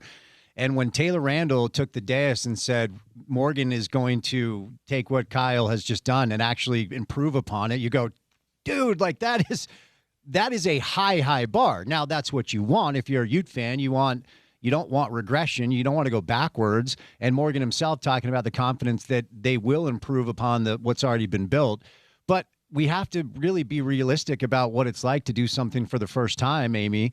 And Kyle had a couple of 5 and 7 seasons where a lot of people around here said, well, wait a second, is this the guy for this task? Kalani had 3 or 4 years where, I don't care what BYU fans say now, the cries to get him gone were loud. I remember. Dr. Hill was patient with Kyle, gave him space to learn.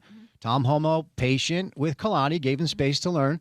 Morgan's going to need a little grace here, okay? I am confident that he's the guy, and I think right away you're going to see it, but he's never done this before. He had to rebuild his entire staff, and when he said during the Vegas Bowl media availability, if you don't think we have a plan, you don't know who we are, well, he just showed you that he did have a plan. Yeah. He had contingencies upon contingencies because when he took the job, he didn't know he was rebuilding his entire staff.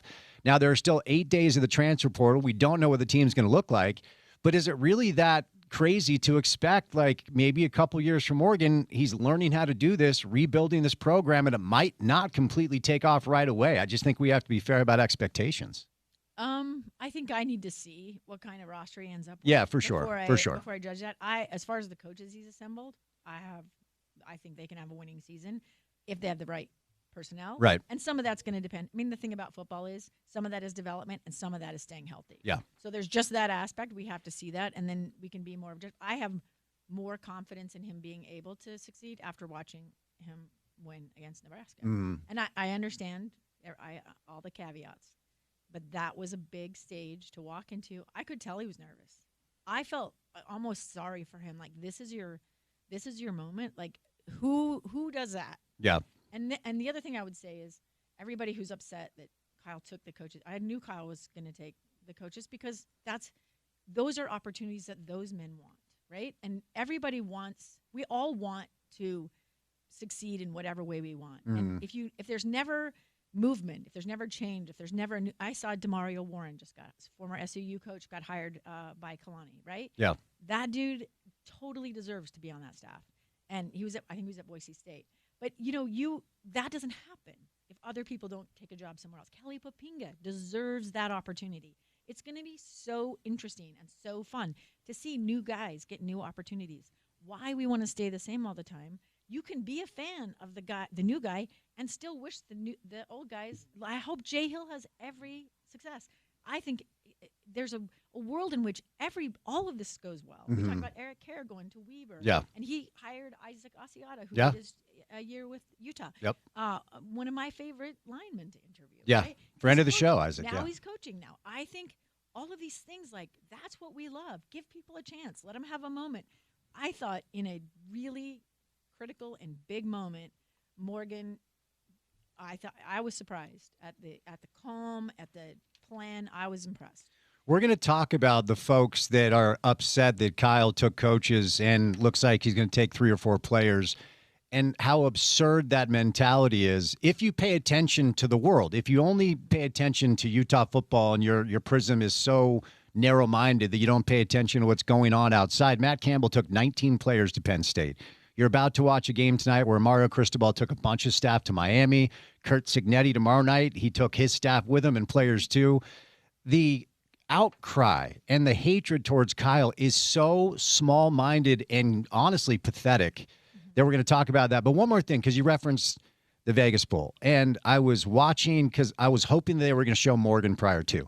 So the one thing that stood out to me is before the game, the camera goes to Morgan. He's standing in front of his team as coaches do before they run out of the tunnel. And I saw him go like this. He just looks around, just kind of took in the moment. And penny for his thoughts, I wonder if he was like, finally, here it is. He's about to run out of the tunnel. He's about to lead his team, and he just takes a moment to look around and take in the moment. To me, that struck me as just kind of like his, okay, I made it. I did it. This long journey has led to me now running my own program. Yeah. Thought that was cool. I mean, and you work your entire life for something. Let him. Why do you want to crap on that? Yeah. Yeah. Why do you want to be that person? Mm-hmm. I think that's part of our problem is if this guy's winning, I'm losing. Or if he's losing, I'm winning. Zero sum. How about if we just all can win? Yeah. How about and I think we'll talk about this after, but I think part of it is the inferiority complex we have here. 100%. Yeah, we'll talk about it after a quick break. My old radio partner, Gordon Monson, wrote a piece today that has completely been taken out of context by the biggest trolls online. But I want to remind you, League One Volleyball is Salt Lake's first professional volleyball league, and the next home game is January the 22nd. Get tickets at lovbsl.com. That's lovbsl.com. More with Amy coming up next. It's on ESPN 700.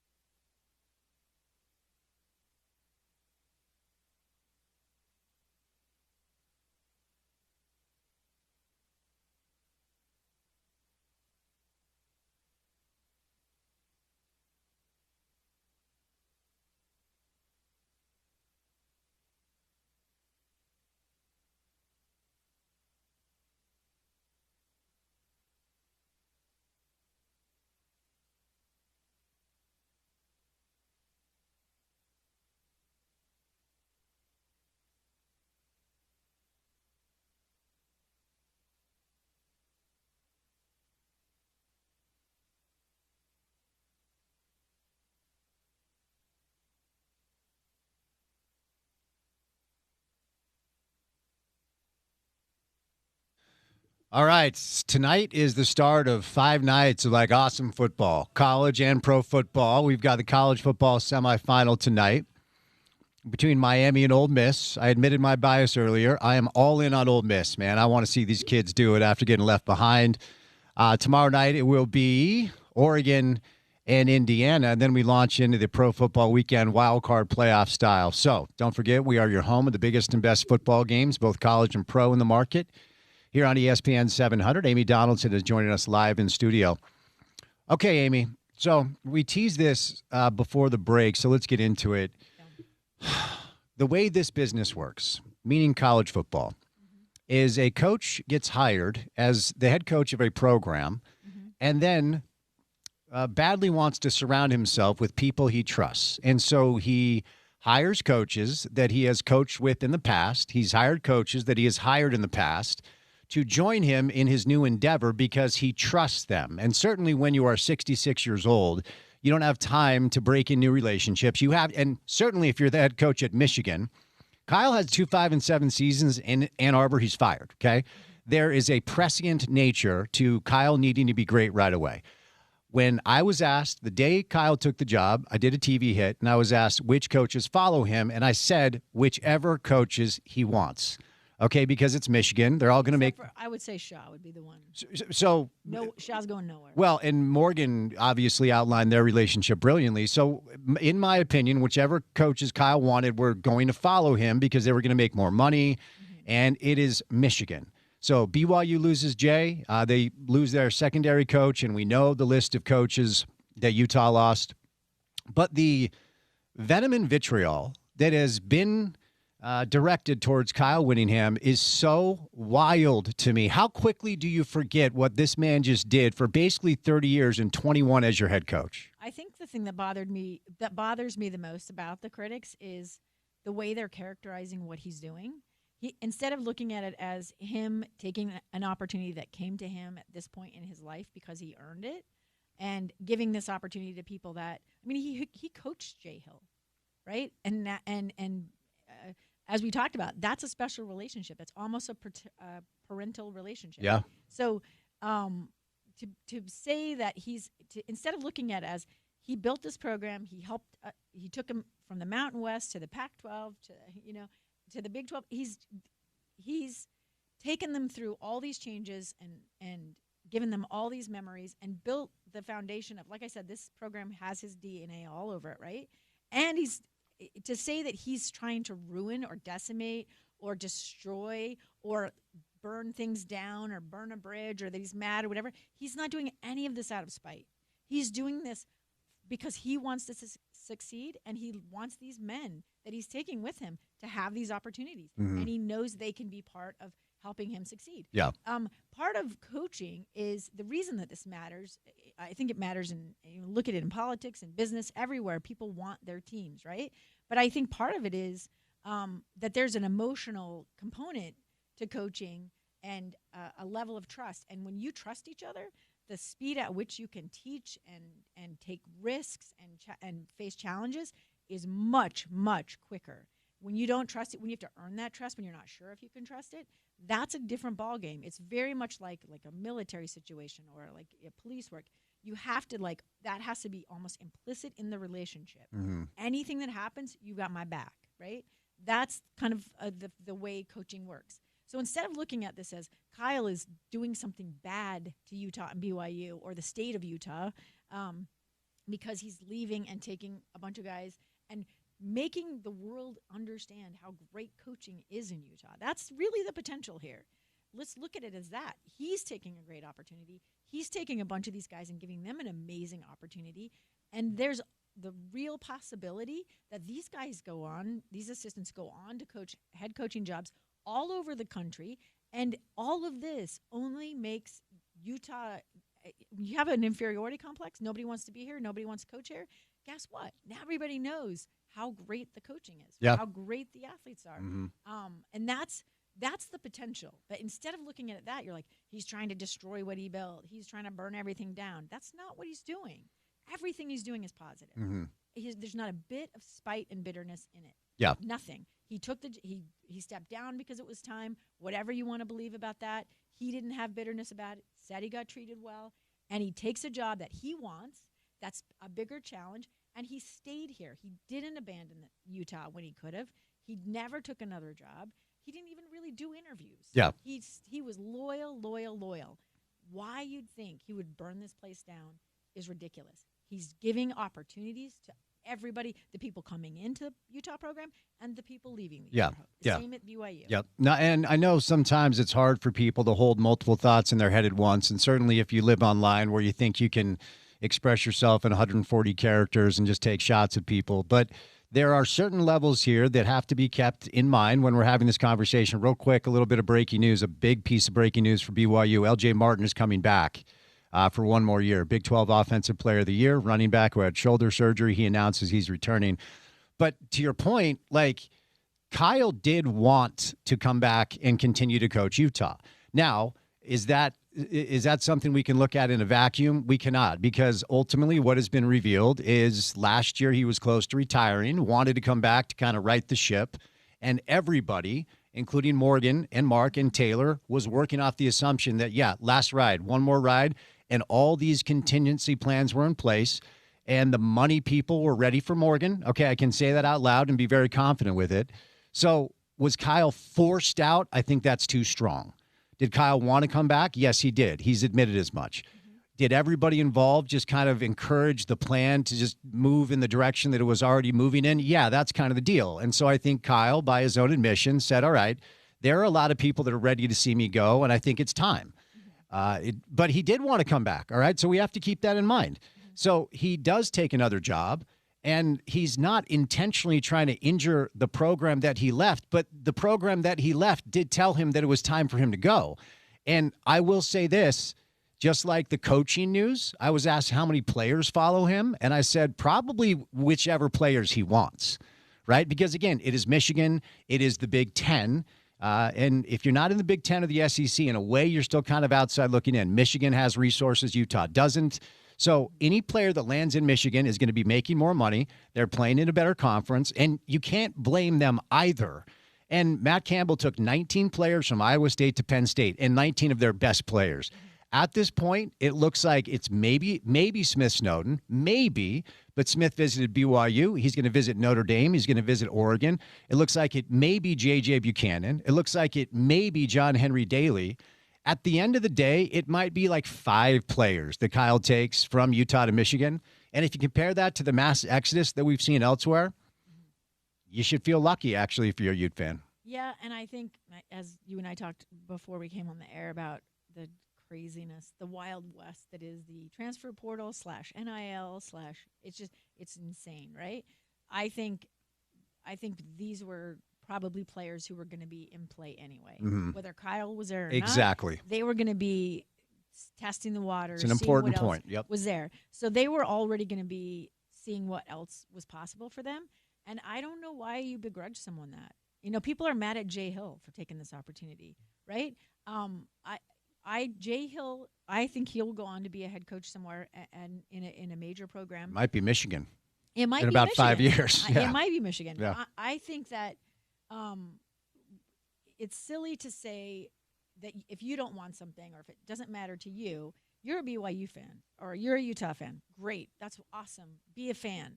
But it doesn't mean that that's not you're not making that money that way. That's not your career. That's not the pinnacle. If you want to see how far you can get and what you can do, right? Then you want to go wherever the opportunities take you. And why would you begrudge someone that? Because guess what happens? Now Kelly Papinga gets an opportunity. Yeah. Right? DeMario Warren gets an opportunity. I am super excited about that. I can't wait to see what Sharif Shah does with more responsibility. There's so many cool storylines that you could be excited about and invested in as a fan of your team, or you can be sad Sally and worried about that if somebody else does well, that means I have to suffer. Yeah. How about we just all have fun? Yeah. I mean, there's a lot to worry about in college sports. This ain't it. Yeah. I wanted to move over here as somebody who has made her living with the written word a lot. I often wonder, because you'll see somebody post something that they've written. You'll see a column that was written, and for instance, did you read the headline only, or did you actually read the story? Or are you reacting to the mob mentality based off of one person sending out a tweet about a rider that you already don't like? Did you actually read the story? Okay, I would imagine you've run into this a ton. Yeah.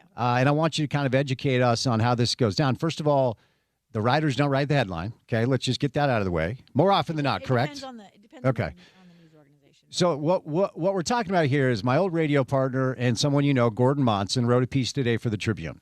The end of the Kyle Whittingham era in Utah has created 3 types of fans. Okay, so he outlines these 3 types of fans, then asks the question, which one are you? Now, as you and I discussed, one of the types of fans Gordon is describing here is what hopefully most reasonable people have landed on, which is good for Kyle, good luck, I hope he kills it, and it's time for Morgan. It's Morgan's time, and we believe that he's going to be the guy. Okay, that to me is the most sensible, reasonable place to land on.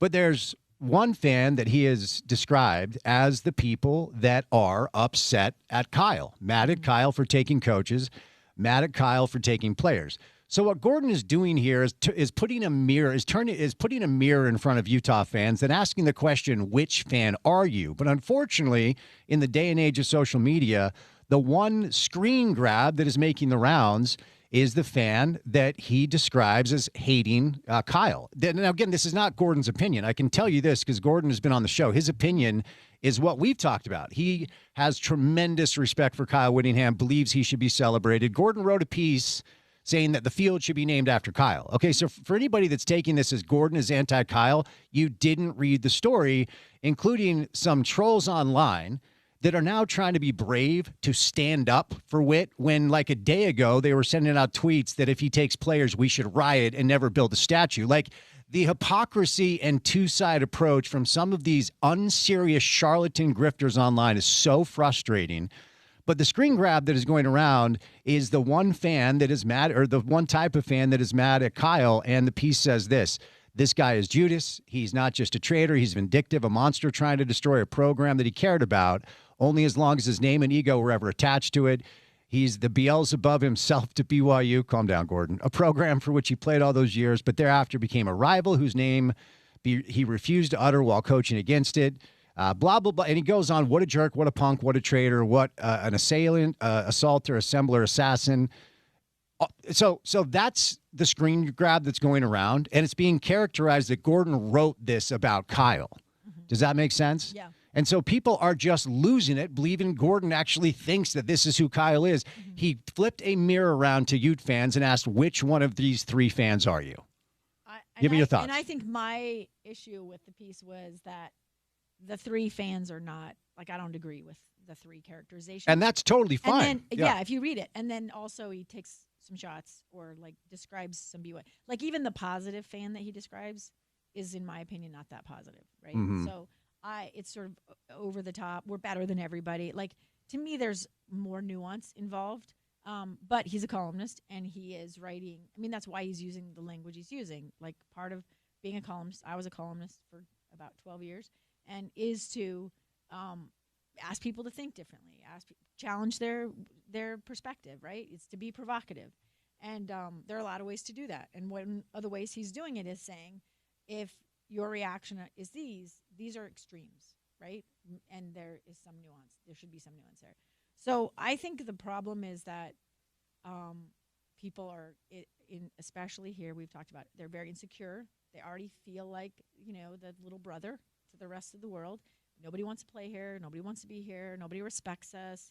I mean, that's how Kyle built that chip on your shoulder. Yeah. Right? And everyone's like, how's he going to do it at Michigan? I saw him take a Utah team that was ranked I believe they started the season ranked in the top 10, and he convinced those guys that nobody thought they were going to do anything. I mean, I was like, how are you creating this underdog atmosphere when you're killing everybody, right? Like, it's just it's a talent that he has. And so that's sort of when I read that, I just think that it's just all he's doing is saying, check yourself before you wreck yourself. Don't be so extreme. Just chill out. And it's silly. But I think that's the problem in general with media consumption. People, I have had people write me and say, the Salt Lake Tribune should fire you. I was like, well, they probably would, but I don't work for them. No, I mean, yeah. And or get say my name as something. Have I been called Andrew, Donald? I mean, it's not, reading comprehension isn't great for us at times. And so if you read a column and it upsets you, ask yourself why. Yeah. What's the anger telling you? Why you feel offended? Yeah. What's happening with you? Yeah. And are you, before you get on there and start talking about what a crappy columnist Gordon is, are you writing crappy things about people who are just taking jobs that are good for them, or looking to advance their careers, or doing something with someone they trust and love? Yeah. Like, ask yourself if the reason that you might be a little bit defensive is because you've been an a-hole online about, these men taking opportunities that were given them that you'd probably take if they were put in front of you. Right. And it's just, the whole thing now is like they call them aggregators, right? Where if you're writing or if you're speaking, what they do is they clip like one or two sentences and then they'll post it online without any context. And so what's happened in our space, like let's just say, I'll say the sentence into this microphone, Kyle Whittingham is a traitor. Do I feel that way? No. But what happens is somebody will clip me saying Kyle Whittingham is a traitor, post it online, and someone who never listens to the show or didn't listen to the conversation will say, hey, Spence Checketts said on a show today, Kyle Whittingham is a traitor. And the aggregation that happens in print space is they take a screenshot of 3 sentences and then send it out on social. This is Gordon Monson's opinion of Kyle Whittingham. Read the entire story. And if you don't want to sit down and focus for 10 minutes and read the story, shut your mouth about it. Whatever it is. If you cannot sit like an adult for a few minutes without going to your phone because you're addicted to dopamine, don't comment on the damn story. Read the story. And my favorite is the people who read a headline or they read a summary, right? Yeah. And let me just say this right now. They've just done a study, and 27% of what AI tells you is absolute fiction. Is it 27%? They just released this, right? I mean, you need to check things, right? I see things all the time, and I'll look at it. And I think we've all been caught with this. Like, this was satire. This was like, all you have to do, you see a screenshot of a column or an opinion or something, just take a copy, put it in Google, and it'll tell you where it came from, and you can read it in context. And sometimes context completely changes it. Sometimes it confirms that you can be mad, right? But again, he's meant to provoke you. He wants you to know if you're one of these 3 types of fans. And again, I don't agree with the happy characterization, because I think there are people who are perfectly happy with what's happening. And look at the friendship that's developed between Michigan and Utah. There's a lot of really positive, and unfortunately, my business and your business as well, we like to talk about what's controversial, where are the pinch points, where are the arguments. I've been reading all day about NIL deals and legal and judge rulings from judges and. That it's at the conflict point. But that's not where most of us live. Most of us do not live in constant conflict. We're fans of a team. We hope good things for the people who bring us joy on a Saturday afternoon. And when a new guy comes in, we give that guy a chance. It's just enjoy the ride. So much of life is complicated and hard right now. This isn't complicated and hard. We can all win. I agree with that, and that's how I've tried to cover it. And by the way, it's how I genuinely feel. I mean, I know it's a weird thing to believe that a radio host actually does his show based off of how he authentically feels, but that's how I try to do the show. Yeah. I believe it's Morgan's time. I believe he's earned it. I believe he's going to be great, and I want Kyle to go kill it. Yeah. I want nothing more than Michigan to win the Big Ten next year and Utah to win the Big 12 and go play each other in the CFP. I mean, come on, But here's the problem with these unserious grifters online that have attached this little portion of Gordon's piece. It made its way to Kyle's daughter. And so she has read it now, and now she is posting online, and she sounds very, very sad. And she sounds, 100%. Like her dad, who gave everything to this place for 30 years, is now being characterized as this, even though he's not being characterized as that. Yeah. These idiots online have decided to just take a screenshot of one portion. And you have to understand, at times, this has serious repercussions. If it makes its way to people and you have hurt their feelings based off of your unserious approach to what you're doing, then stop it, Well, and please. Some people are that fan, and they're not just taking it out of context. They really feel that way. They feel hurt. They feel. I mean, I've seen people saying, "I hope Michigan loses every game. Yeah. I hope they fire Kyle after a year." Like, look, that would be the worst thing in the world. You want people to ever respect the state of Utah and the sports here. You want everybody who leaves the state, who is homegrown or was developed here in any way, to just knock it out of the park every single time in every league in every way, right? We want that connection. But I think my own children have experienced this. My husband is a subject of news, and there are times where people make comments after stories that are very unkind. I have been covering baseball or softball games, and people are insulting in pretty vulgar ways sometimes the officials. And I was at a game once where an official went and told his parents, "I think you should leave the game. I don't want you to have to hear this." Yeah. There are people I've been seen get attacked or be threatened, right? Like, it's what you put out online. If you're putting out animosity and hatred, and I think there's a way to be critical of things, or to ask questions about things, or to even express, like, this makes me sad and I'm ticked off and I'm not going to renew my season tickets, whatever it is, Yeah. right? There's a way to do that without making it personal. It doesn't have to be. Kyle doesn't hate anybody, and he did give his blood, sweat, and tears. And if you know, listen, one of the reasons I'm happy not to be on the sports beat on the daily anymore is that it's exhausting. It is the most exhausting job I ever did, covering the Olympics and covering college football. You're never done. I mean, these guys, all these coaching changes happened during the break. You guys were in the same boat. Everybody's coming in off vacation to do their jobs when they were trying to have a little break with their families around Christmas. Yeah. And that's just the nature of the beast. Yep. I mean, people always say, "Do you get this holiday off for that?" No, I'm a journalist. We don't get holidays off, right? Yeah, yeah. So that's the way coaches are. Like, you're caring for 80 plus 100 young people. You're never done. Yeah. You're always on. Mhm. And that is a commitment that you have to respect and be grateful for.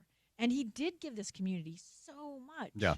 Just hold on to that. Yeah. And just say, like, I hope you do great at Michigan, but if we ever meet, I'm cheering for Utah. 100%. It can be that way. Yeah. But I feel bad for is it Missy? It's Melissa Whittingham. Melissa, her married name is Kent. Yeah. But I'll read her tweet. But go ahead. Yeah. I saw some people reaching out and expressing love and support. Yeah. And telling. But I would say this, like, the people who criticize your parents online or who say bad things, and look, this is happening in all levels, in all areas of our lives right now. Yeah. People saying really crappy things about somebody's mom or somebody's dad. And we have lost our humanity in some regard in that way. Yeah. We forget when we're being keyboard warriors that what we're sending out into the world actually has an impact. It actually does impact people's lives. Yeah, and I'll echo that. So if you're listening, Melissa, and we know that you probably are. First of all, hello, how are you? She, saw this screenshot going around of one portion of Gordon's piece, and then replied, "My dad devoted nearly 30 years of his life to Utah football. As his daughter, my whole childhood was shaped by the sacrifices my dad made for Utah football. Seeing a lifetime of loyalty, sacrifice, and dedication being dismissed so harshly now is heartbreaking. I assure you, Melissa, this is a vocal minority that you're running into, and just keep in mind that the screenshot that unfortunately made the rounds is completely out of context. But you reference your husband, Ed. Shout out, Ed.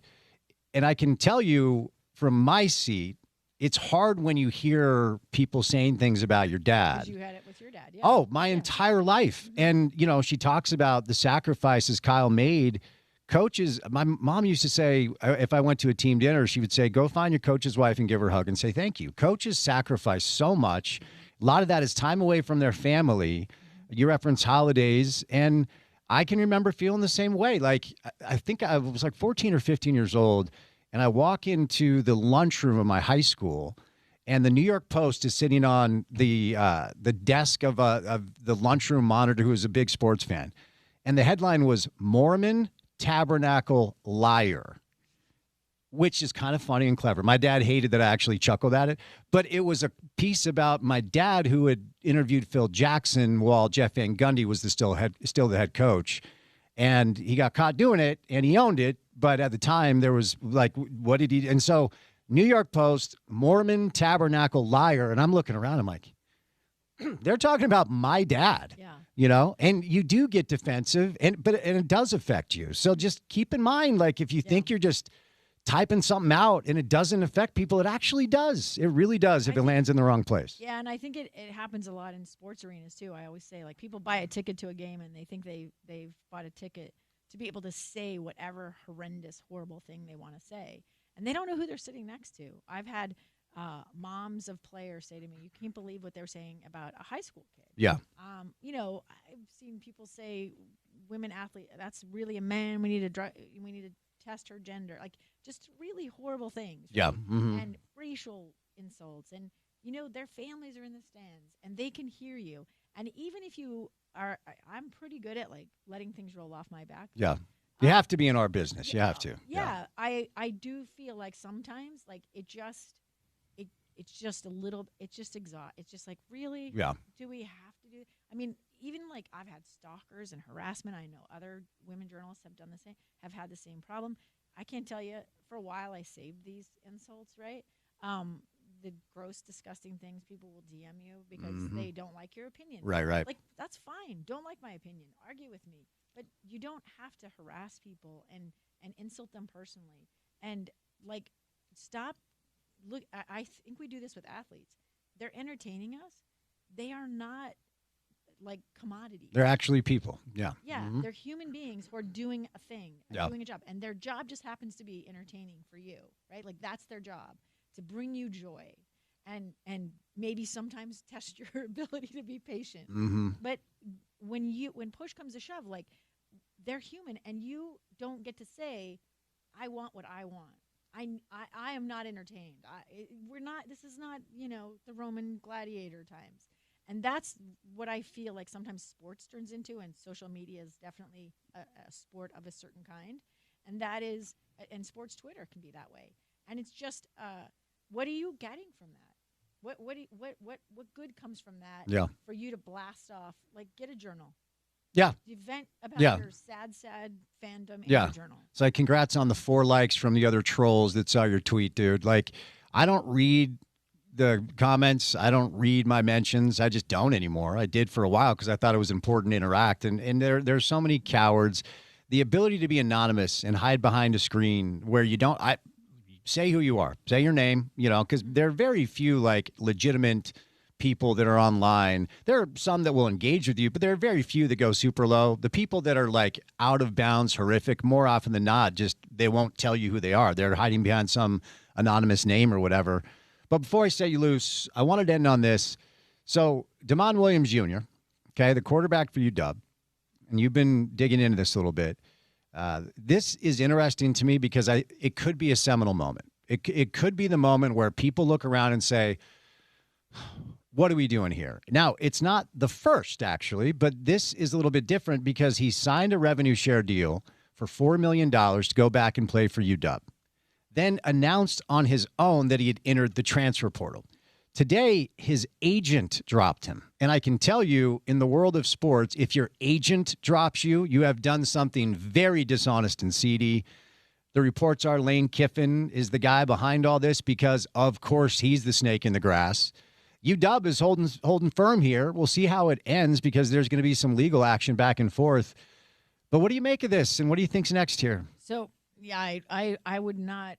I think we got to wait to see it shake out. I think the thing that's interesting about this is because it's a rev share deal, it's an NIL, it's on the name, image, likeness, right? So the problem with college sports right now, to me, is that they don't want to say they're paying college athletes to compete. Right. They're not paying him to play football, and they're paying him to play football. So wink, wink, right? Yeah. And that's the problem. And so as long as you don't want to consider him an employee, so it's not, he didn't sign an employment contract. Right. If he had signed an employment contract, that would be absolutely legally enforceable. The debate is whether or not a judge, and again, it's probably going to depend on which judge, and maybe there'll even be an appeal about it. But that's why everybody's watching this, because it's not an employment contract. So how can you can't enforce him. It's a rev share deal. He doesn't want to work for them. He doesn't have to. There's just no revenue to share. So will there be a financial penalty? Will the school he's going to pay that financial penalty? Will they say, we will compensate you if you lose the lawsuit? So that because it's not an employment contract, there's a lot of debate about whether or not it's enforceable. And you hear there's a bunch of lawyers online giving lots of good opinions and a lot of interesting things to read about. But the problem with college sports right now is, well, the NCAA, which I've been railing about for a billion years, they have none of the structure in place of a professional sports league, and yet they're paying players millions of dollars to play sports.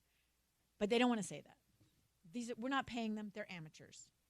Look at what's happening in college basketball.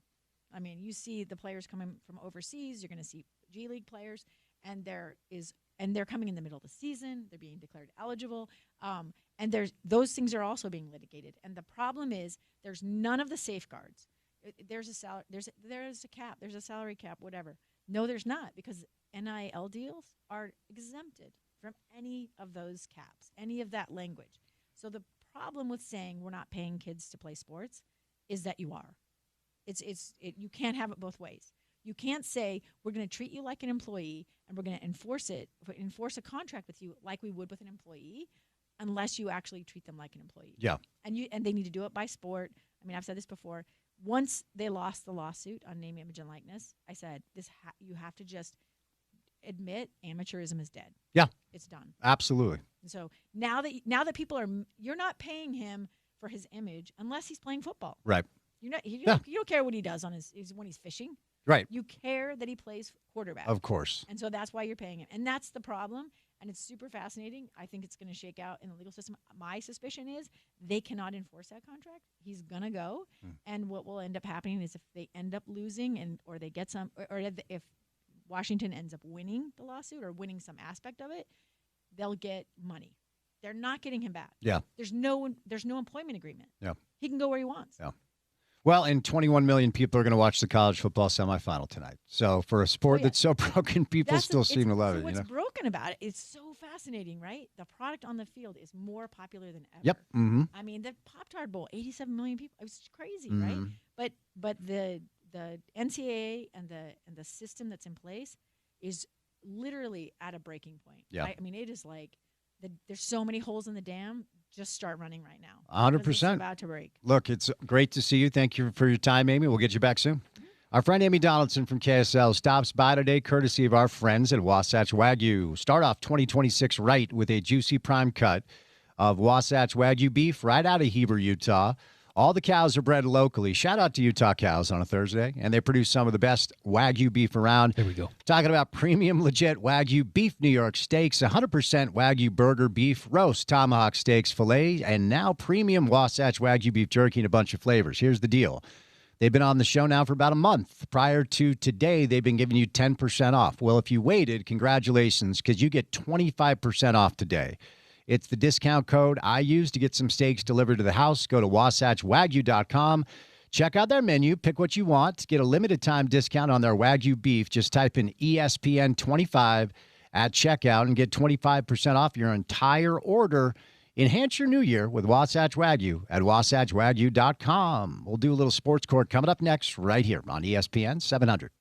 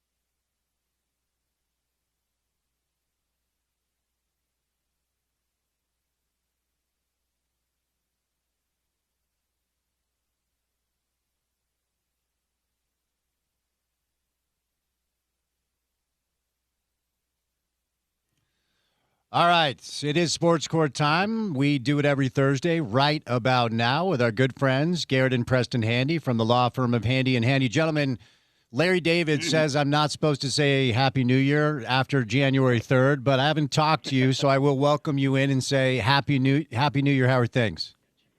Hey, Spence. Happy New Year. Happy New Year to you, too. All right. What's happened since we last spoke in the landscape of Utah sports, hasn't it? Yes, it sure has. Obviously, it's been a historic week with the announcement of Morgan Scalley as the new head coach. But let's dig into this, and we'll start with, let's see, the Riverside Church sexual abuse trial is beginning this week. We covered this when it broke, but we do have some updates, so the time is yours.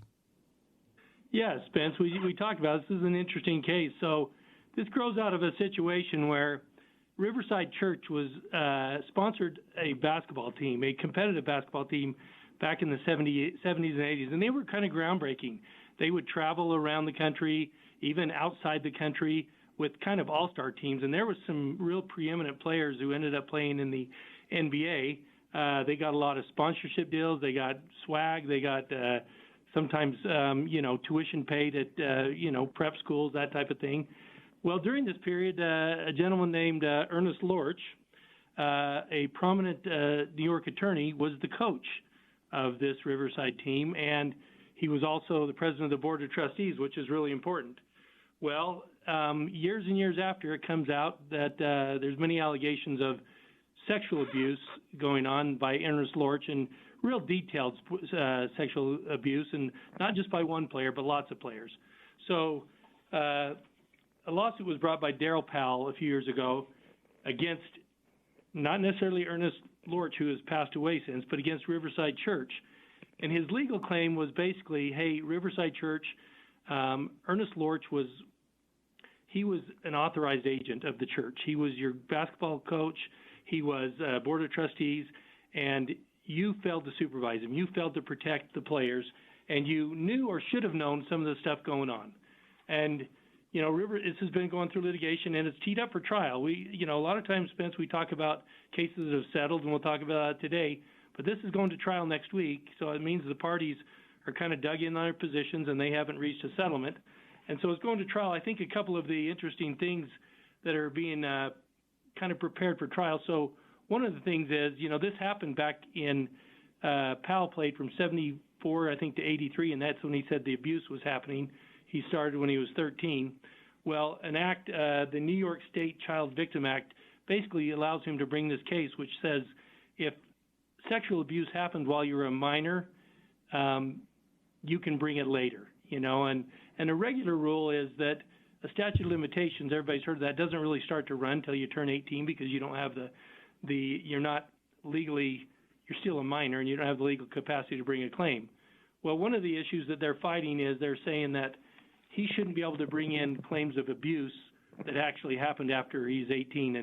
And his side is arguing, no, this goes to your duty to supervise. A couple of the other things, what happens, and I don't want to geek out too much with everyone, but prior to trial, both sides will file motions, what are called motions in limine, where they're saying to the court, hey, so this doesn't get in front of the jury. We need these decisions decided by you, Judge, saying this type of evidence can't come in because the standard kind of is it's too prejudicial and it's not probative. Some of the things that the church, and it's really the church that doesn't want things to come in because I think this is really, it has a chance to really blow up when people look at this. The church they don't dispute the abuse. They're saying it happened. Just the question is, are we responsible for it? One of the things they don't want to come in, and this is kind of interesting, they say they don't want the jury to be able to consider the golden rule, which would allow jurors to say, hey, if I were in this position, how much money could I award? Also, they don't want them to talk about community safety, public safety, or safety rules. Another real fiery thing is they're saying some evidence came out that some of the abused victims were, a large majority of them were African American, and they don't want it to come in that there was a large disparity, saying that the church failed to supervise certain players more than others. But these are all the things going on, and this is a real test case because there are a bunch of other cases just like this against Riverside Church. This will be they'll look at this and see really what happens, but it's going to trial. who knows if we'll hear about a settlement before we talk next week, but it'll be interesting to see how this thing shakes out. Garrett, if there's any meat left on that bone, man, go right ahead. Yeah, no kidding. There's not much, but just I think what's interesting is these plaintiffs are all in their 50s and 60s. And so anybody from Riverside Church that could testify or, might offer any kind of testimony, I think would be in their, 80s, 90s, deceased. So it's kind of interesting to have a trial regarding allegations from 40, 50 years ago to see who's around to testify. All right, moving over to another story we've covered for quite some time. The Angels have settled the wrongful death lawsuit with Tyler Skaggs' estate at a trial during jury deliberations. The floor is yours. Yeah, speaking of, long drawn-out litigation, we've talked about this case a lot. It's been 5 years' worth of litigation and a 2-month trial just ended with this settlement. And so, again, what this revolves around, Tyler Skaggs, pitcher for the Angels, he had a prescription drug abuse problem, and the evidence that came out is one of the Angels' employees at the time, his name was Eric Kay, he was a communications director, was a supplier of these pills to Tyler Skaggs. He died after taking a fentanyl-laced opioid.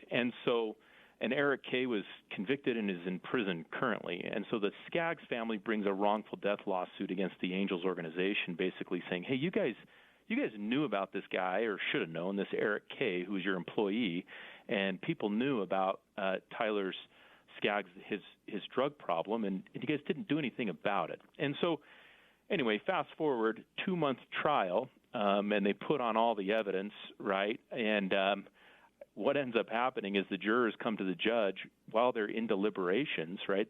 Sometimes juries have a question for the judge about the law, and couple of the questions they had, one was about future earnings, and the other was about punitive damages.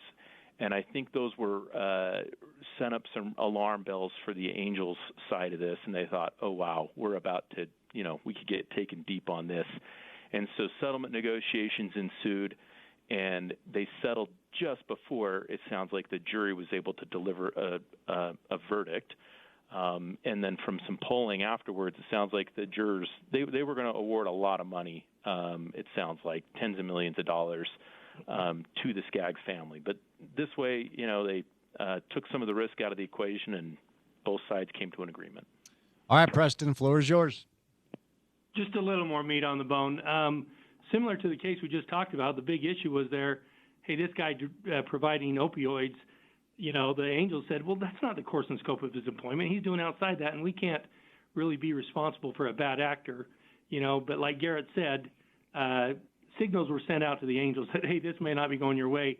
So the plaintiffs, they decided to settle it too because they saw, a bird in the hand is better, and they knew there was some risk that maybe the jury would put some culpability on Tyler Skaggs alone. That's one of the arguments saying, hey, well, he decided to do this aside from this guy doing it. So, when parties can settle it, they take all the risk out of, anything that happens in the future.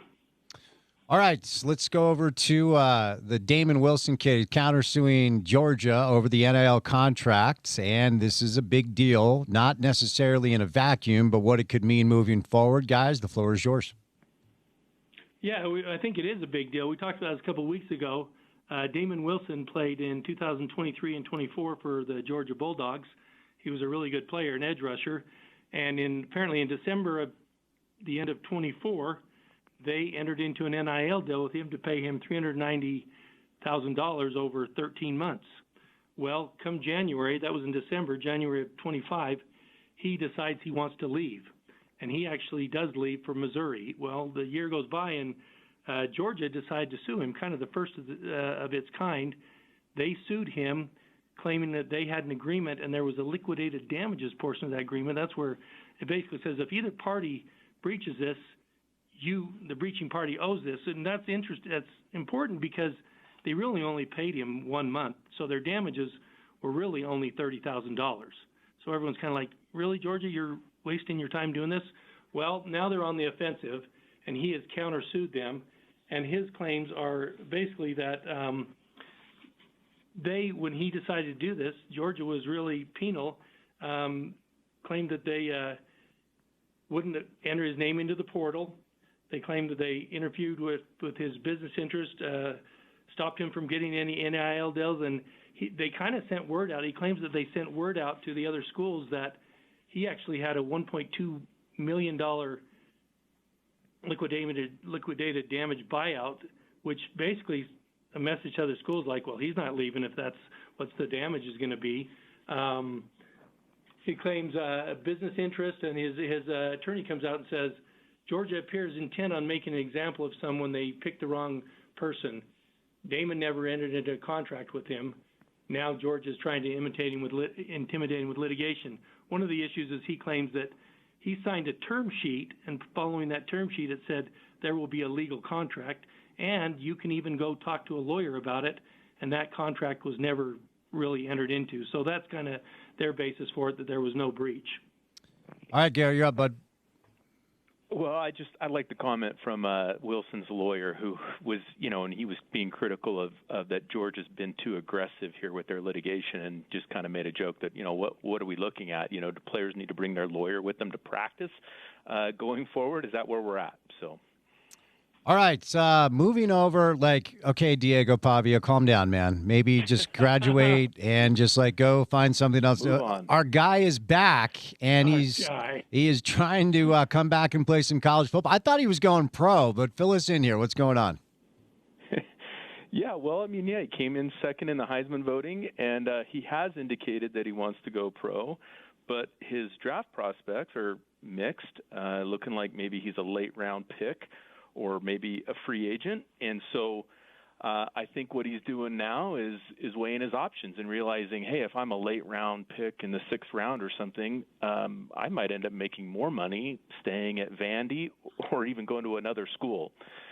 And so really the question here, and it's the same question we've been talking about for a while, but the question is, when does your D1 eligibility clock start to run? Right? And do your JUCO or, if you play D3, do those years count against you, which has been the rule. Again, Diego played a couple of years at a JUCO before going to New Mexico and then Vandy, but he's already, I'm trying to do the math on this, I think he's already played his 4 years. He's got 5 years to play 4, but he wants another year. And so he's seeking another, essentially, temporary restraining order. He and I think there's 26 other players as well in on this to get some decision making done. What's interesting to me, I'm not seeing anybody say, and I know we're past talking about these players as being student athletes, but if your credit hours, for example, at your JUCO transfer over to the university, the D1 school that you're going to that's governed by NCAA rules. I think that's where a lot of these rules come from, right? Is you've got 4 years, because that's how long, traditionally it takes to get your college degree, for example. But, there's no tie anymore, I don't think, to any academics. This is just purely about, hey, I've got NIL prospects, and if you prevent me from this opportunity to make the money, it's an antitrust violation. Yes, sir. All right, Preston, go ahead, bud. Yeah, one of the things Diego's lawyer points to, he said, hey, you've allowed this Euro basketball player who played 4 years of professional basketball. We know they start really young there. Was drafted by the NBA, played in the NBA summer leagues, and now he's been granted 4 years of eligibility and is signed at Baylor. So they're saying, here's some hypocrisy here, just trying to get Diego some more years. But Mr. Altruistic Diego claims that he's going to enter the draft, but he's really doing this for the other players who played JUCO ball and want to get eligibility for others. So, way to go, Diego. Shout out, Diego. Man, just go find something else to do. All right, so we have turned our calendars, gentlemen, to 2026. So before I set you loose, final one for today, 3 big sports law stories to watch in the coming calendar year. Yeah, Spence, we're just going to kind of rapid fire through these. I'll start with the first one.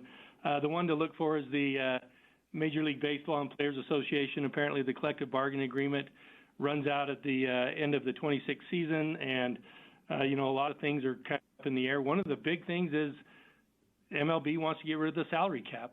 Traditionally, the MLB, one of the criticisms by some out there, other than the players, is they don't have a salary cap. The NBA and the NFL, they have salary caps.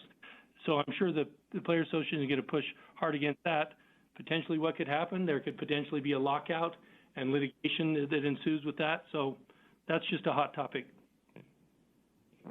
Another story for this year that we could be looking at is really what's the fallout from the NBA's investigation into what's happened with the Clippers and Kawhi Leonard and his contract, where they've gone outside of his employment contract to get him paid, essentially through sponsors. And so that could have some bearing here going forward legally on employment contracts for NBA players. Final one, Spence, is the gambling going on, the prosecution of Terry Rozier and Chauncey Billup and other with this conspiracy and gambling. I think the one hotbed is they're talking about this issue of prop bets and how prop bets are going to be handled. They talk about prop bets are vulnerable to athlete, coach, and referee manipulation.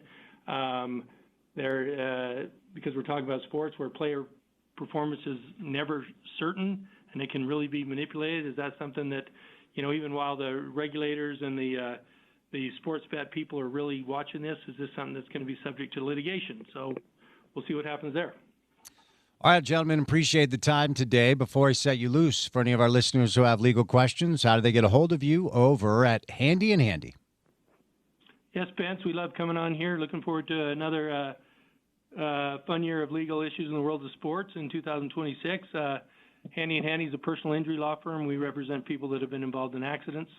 Call us at 801-264-6677 or visit our website at handylawutah.com. We'd love to hear from you. All right, gentlemen, thanks so much for the time. Enjoy your weekend. A lot of good football. And as always, of course, go Utes.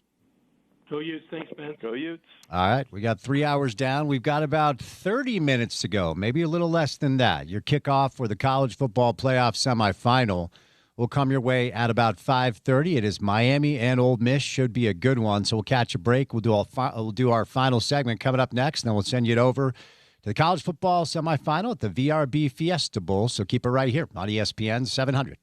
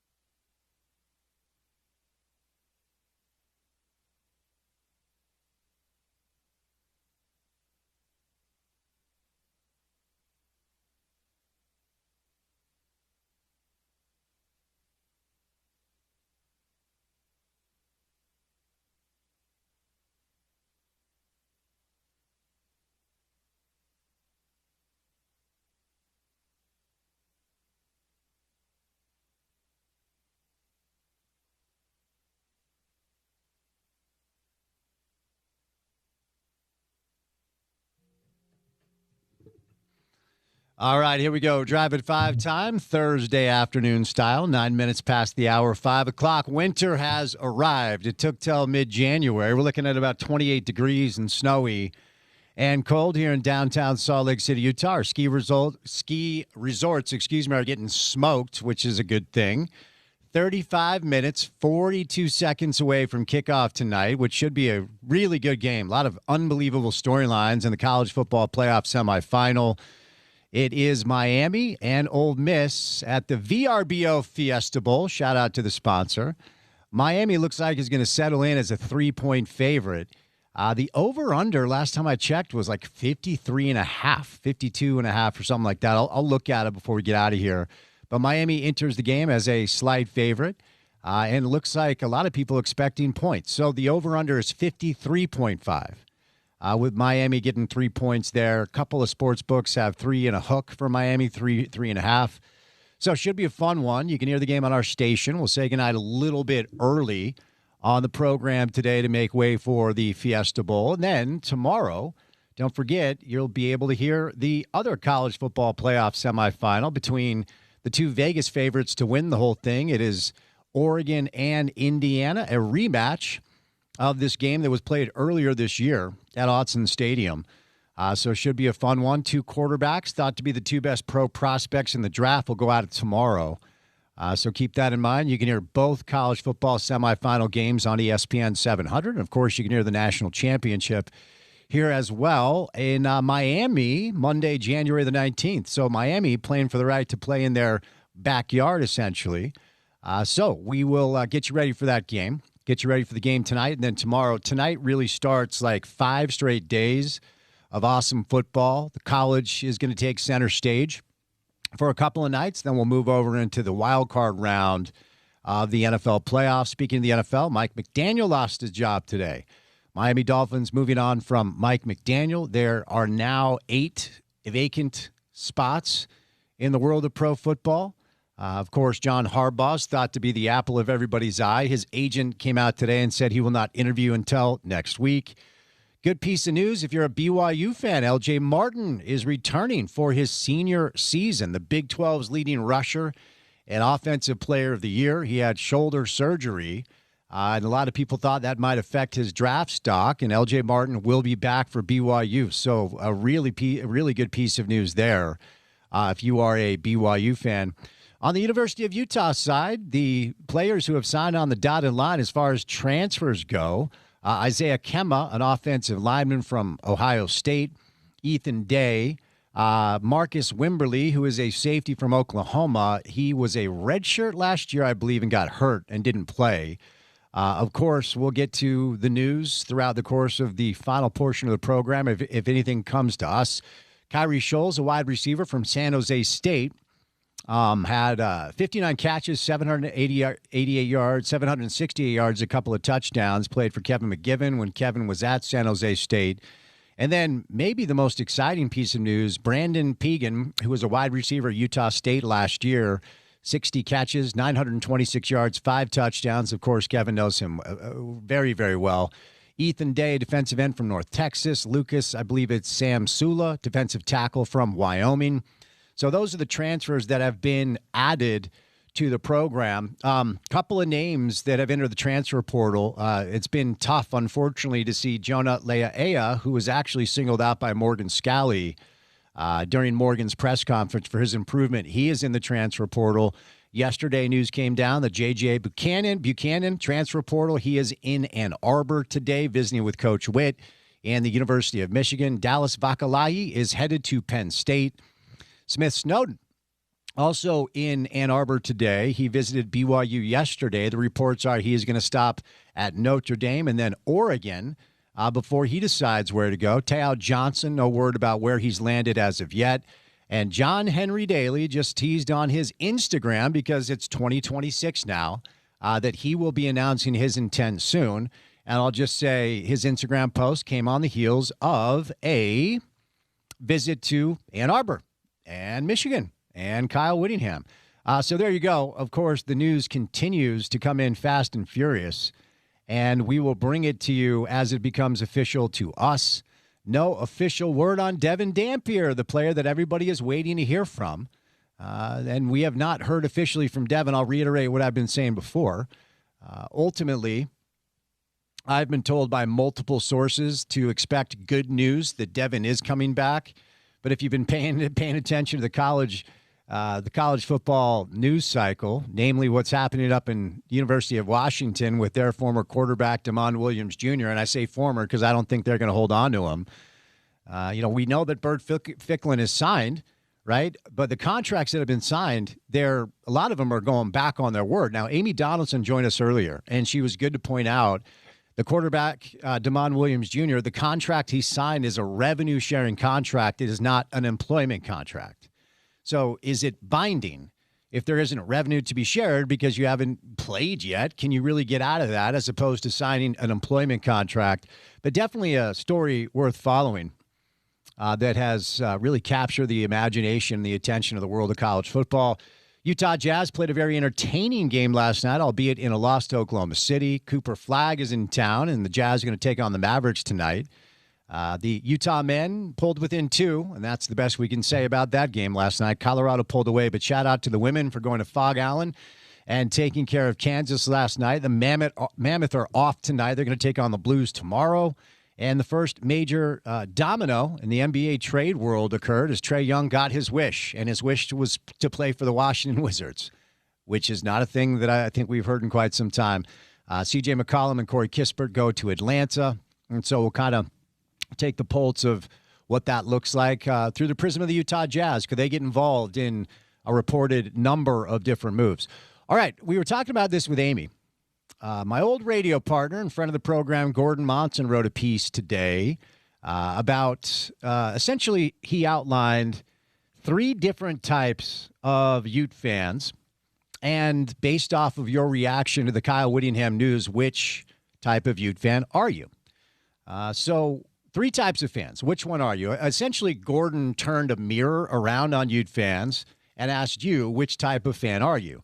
And we don't have time to go over everything in detail. Essentially, the 3 types of fans are you wishing Kyle well and also believing you're in a good spot?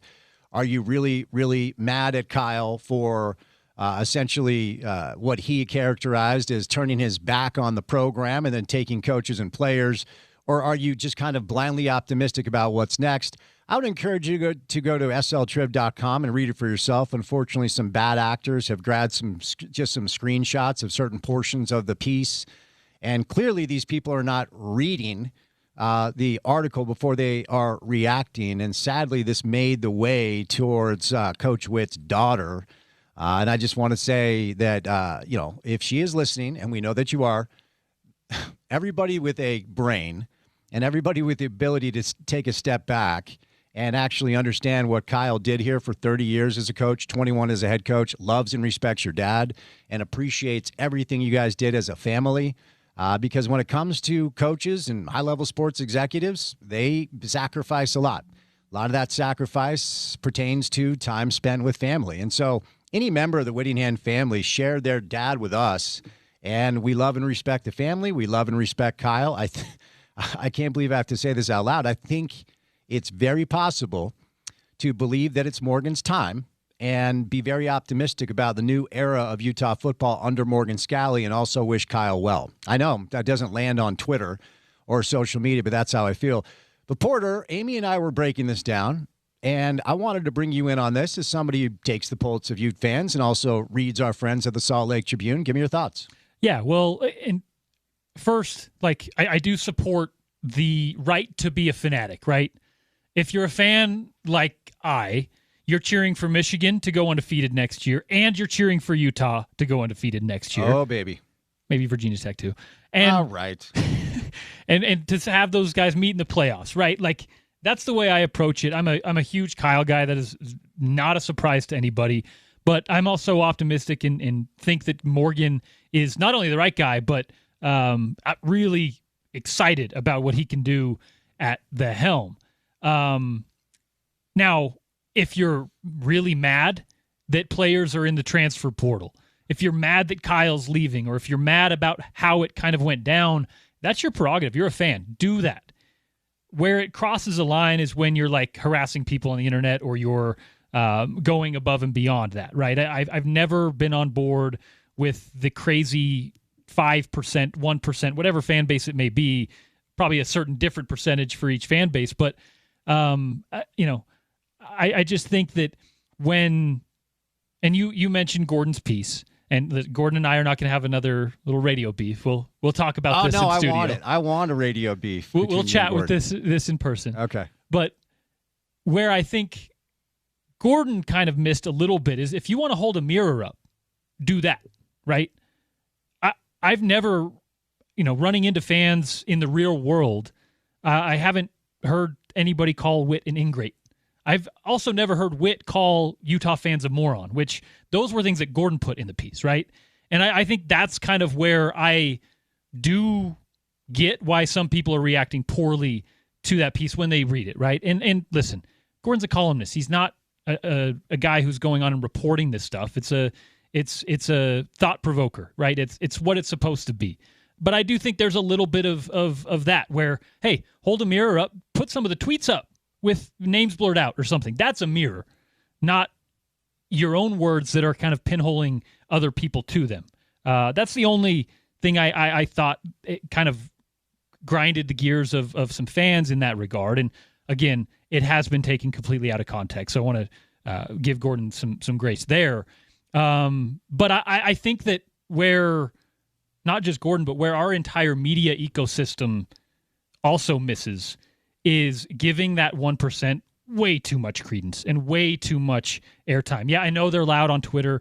I know Twitter pushes their tweets to the top of your timeline, but I genuinely, like in the real world, talking to friends I know, talking to fans at the press conferences, at the games, in the streets, at Smith's, they don't feel that way. Like almost all of them, right? It's the loud, very minute minority that I think we're giving way too much breadth to.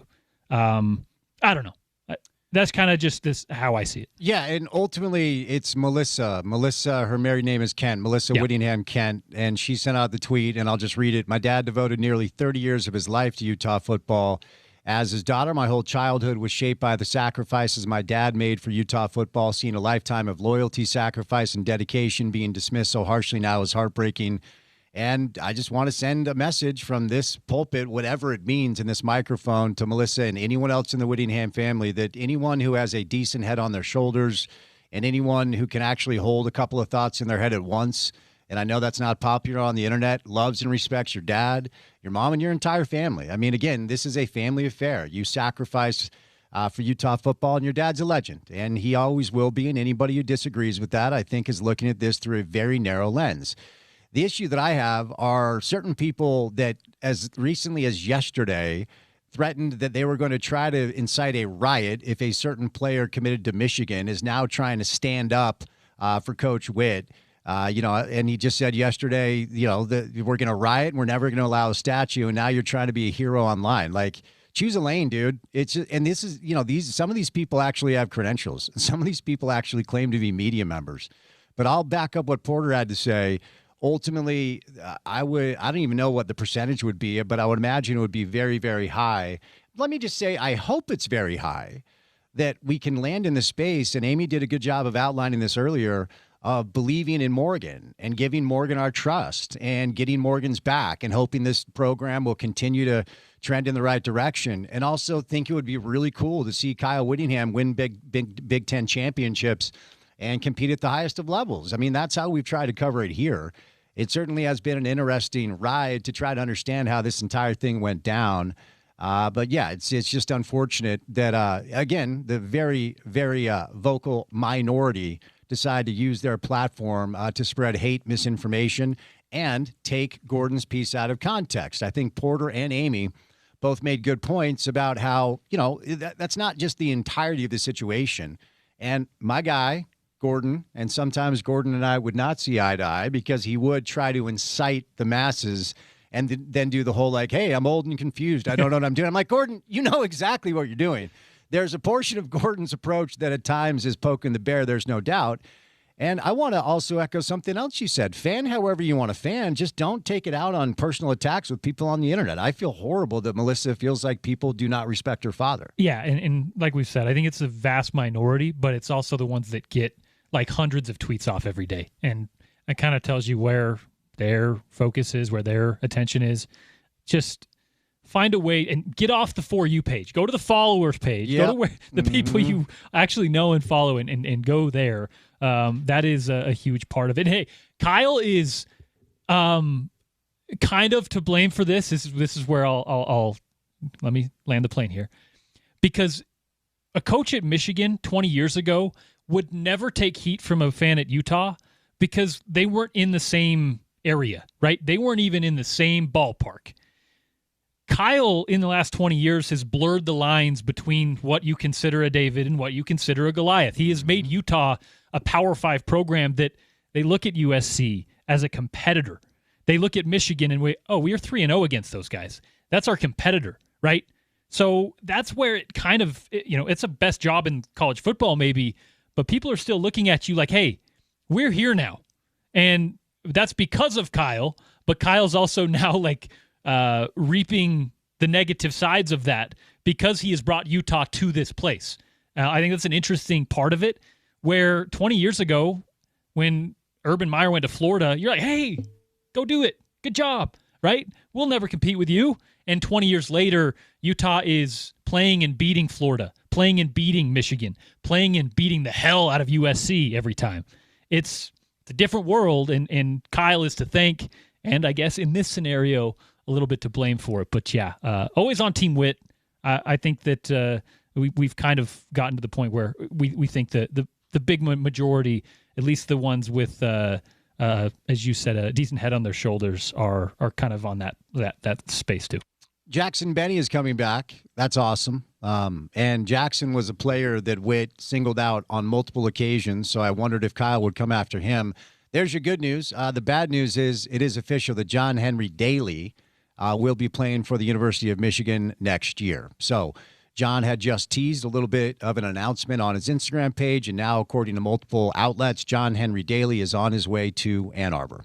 All right, we have actual football to watch tonight. Cannot wait for this. I'm picking Ole Miss, but I'm picking with my heart because I'm cheering for these kids. Miami's your favorite. So I'm hoping for a really, really fun game with a lot of intriguing storylines. Porter, before we get out of here, on remote tomorrow at Beer Bar. What comes our way on a Friday show? On a Friday edition of The Drive, yeah, we'll chat some college football, some Scally with Robert Rojo Johnson. Howard Beck stops by for the NBA Daily Assist. We'll catch up with our guy Paul Pugmire on Utah Golf Radio. And then Dr. Chris Hill is going to stop by as well. Oh, yeah. All right. We got some things to do with Dr. Hill tomorrow. I want to update. We are efforting Taylor Randall in studio. It's been a little bit complex because he's a busy guy. And more or less with Afternoon Drive, it takes us out of the running for a lot of these interviews. But we're trying our best. Should be a fun one. But we will say goodnight. Special thank you today to Adrian Denny, Dave McMiniman, Amy Donaldson as well. Any of the sound you may have missed, go to the website, which is ESPN700sports.com. Download our mobile app. Take us on the go. That app is available in the App Store, the Google Play Store for free. And then finally, for what we do in our space every afternoon for 4 hours, check out the podcast page. It is called The Drive with Spence Checketts. It's available wherever you get your shows. Subscribe, rate, review, say nice things in the comments. Give us all the stars. It helps. Reporter, I'm Spence saying goodnight. Coming up on the other side, the college football playoff semifinal at the VRB Fiesta Bowl between Miami and Ole Miss. We'll talk to you tomorrow on a Friday Drive, and as always, you can catch that right here on your home of the Utes, ESPN 700.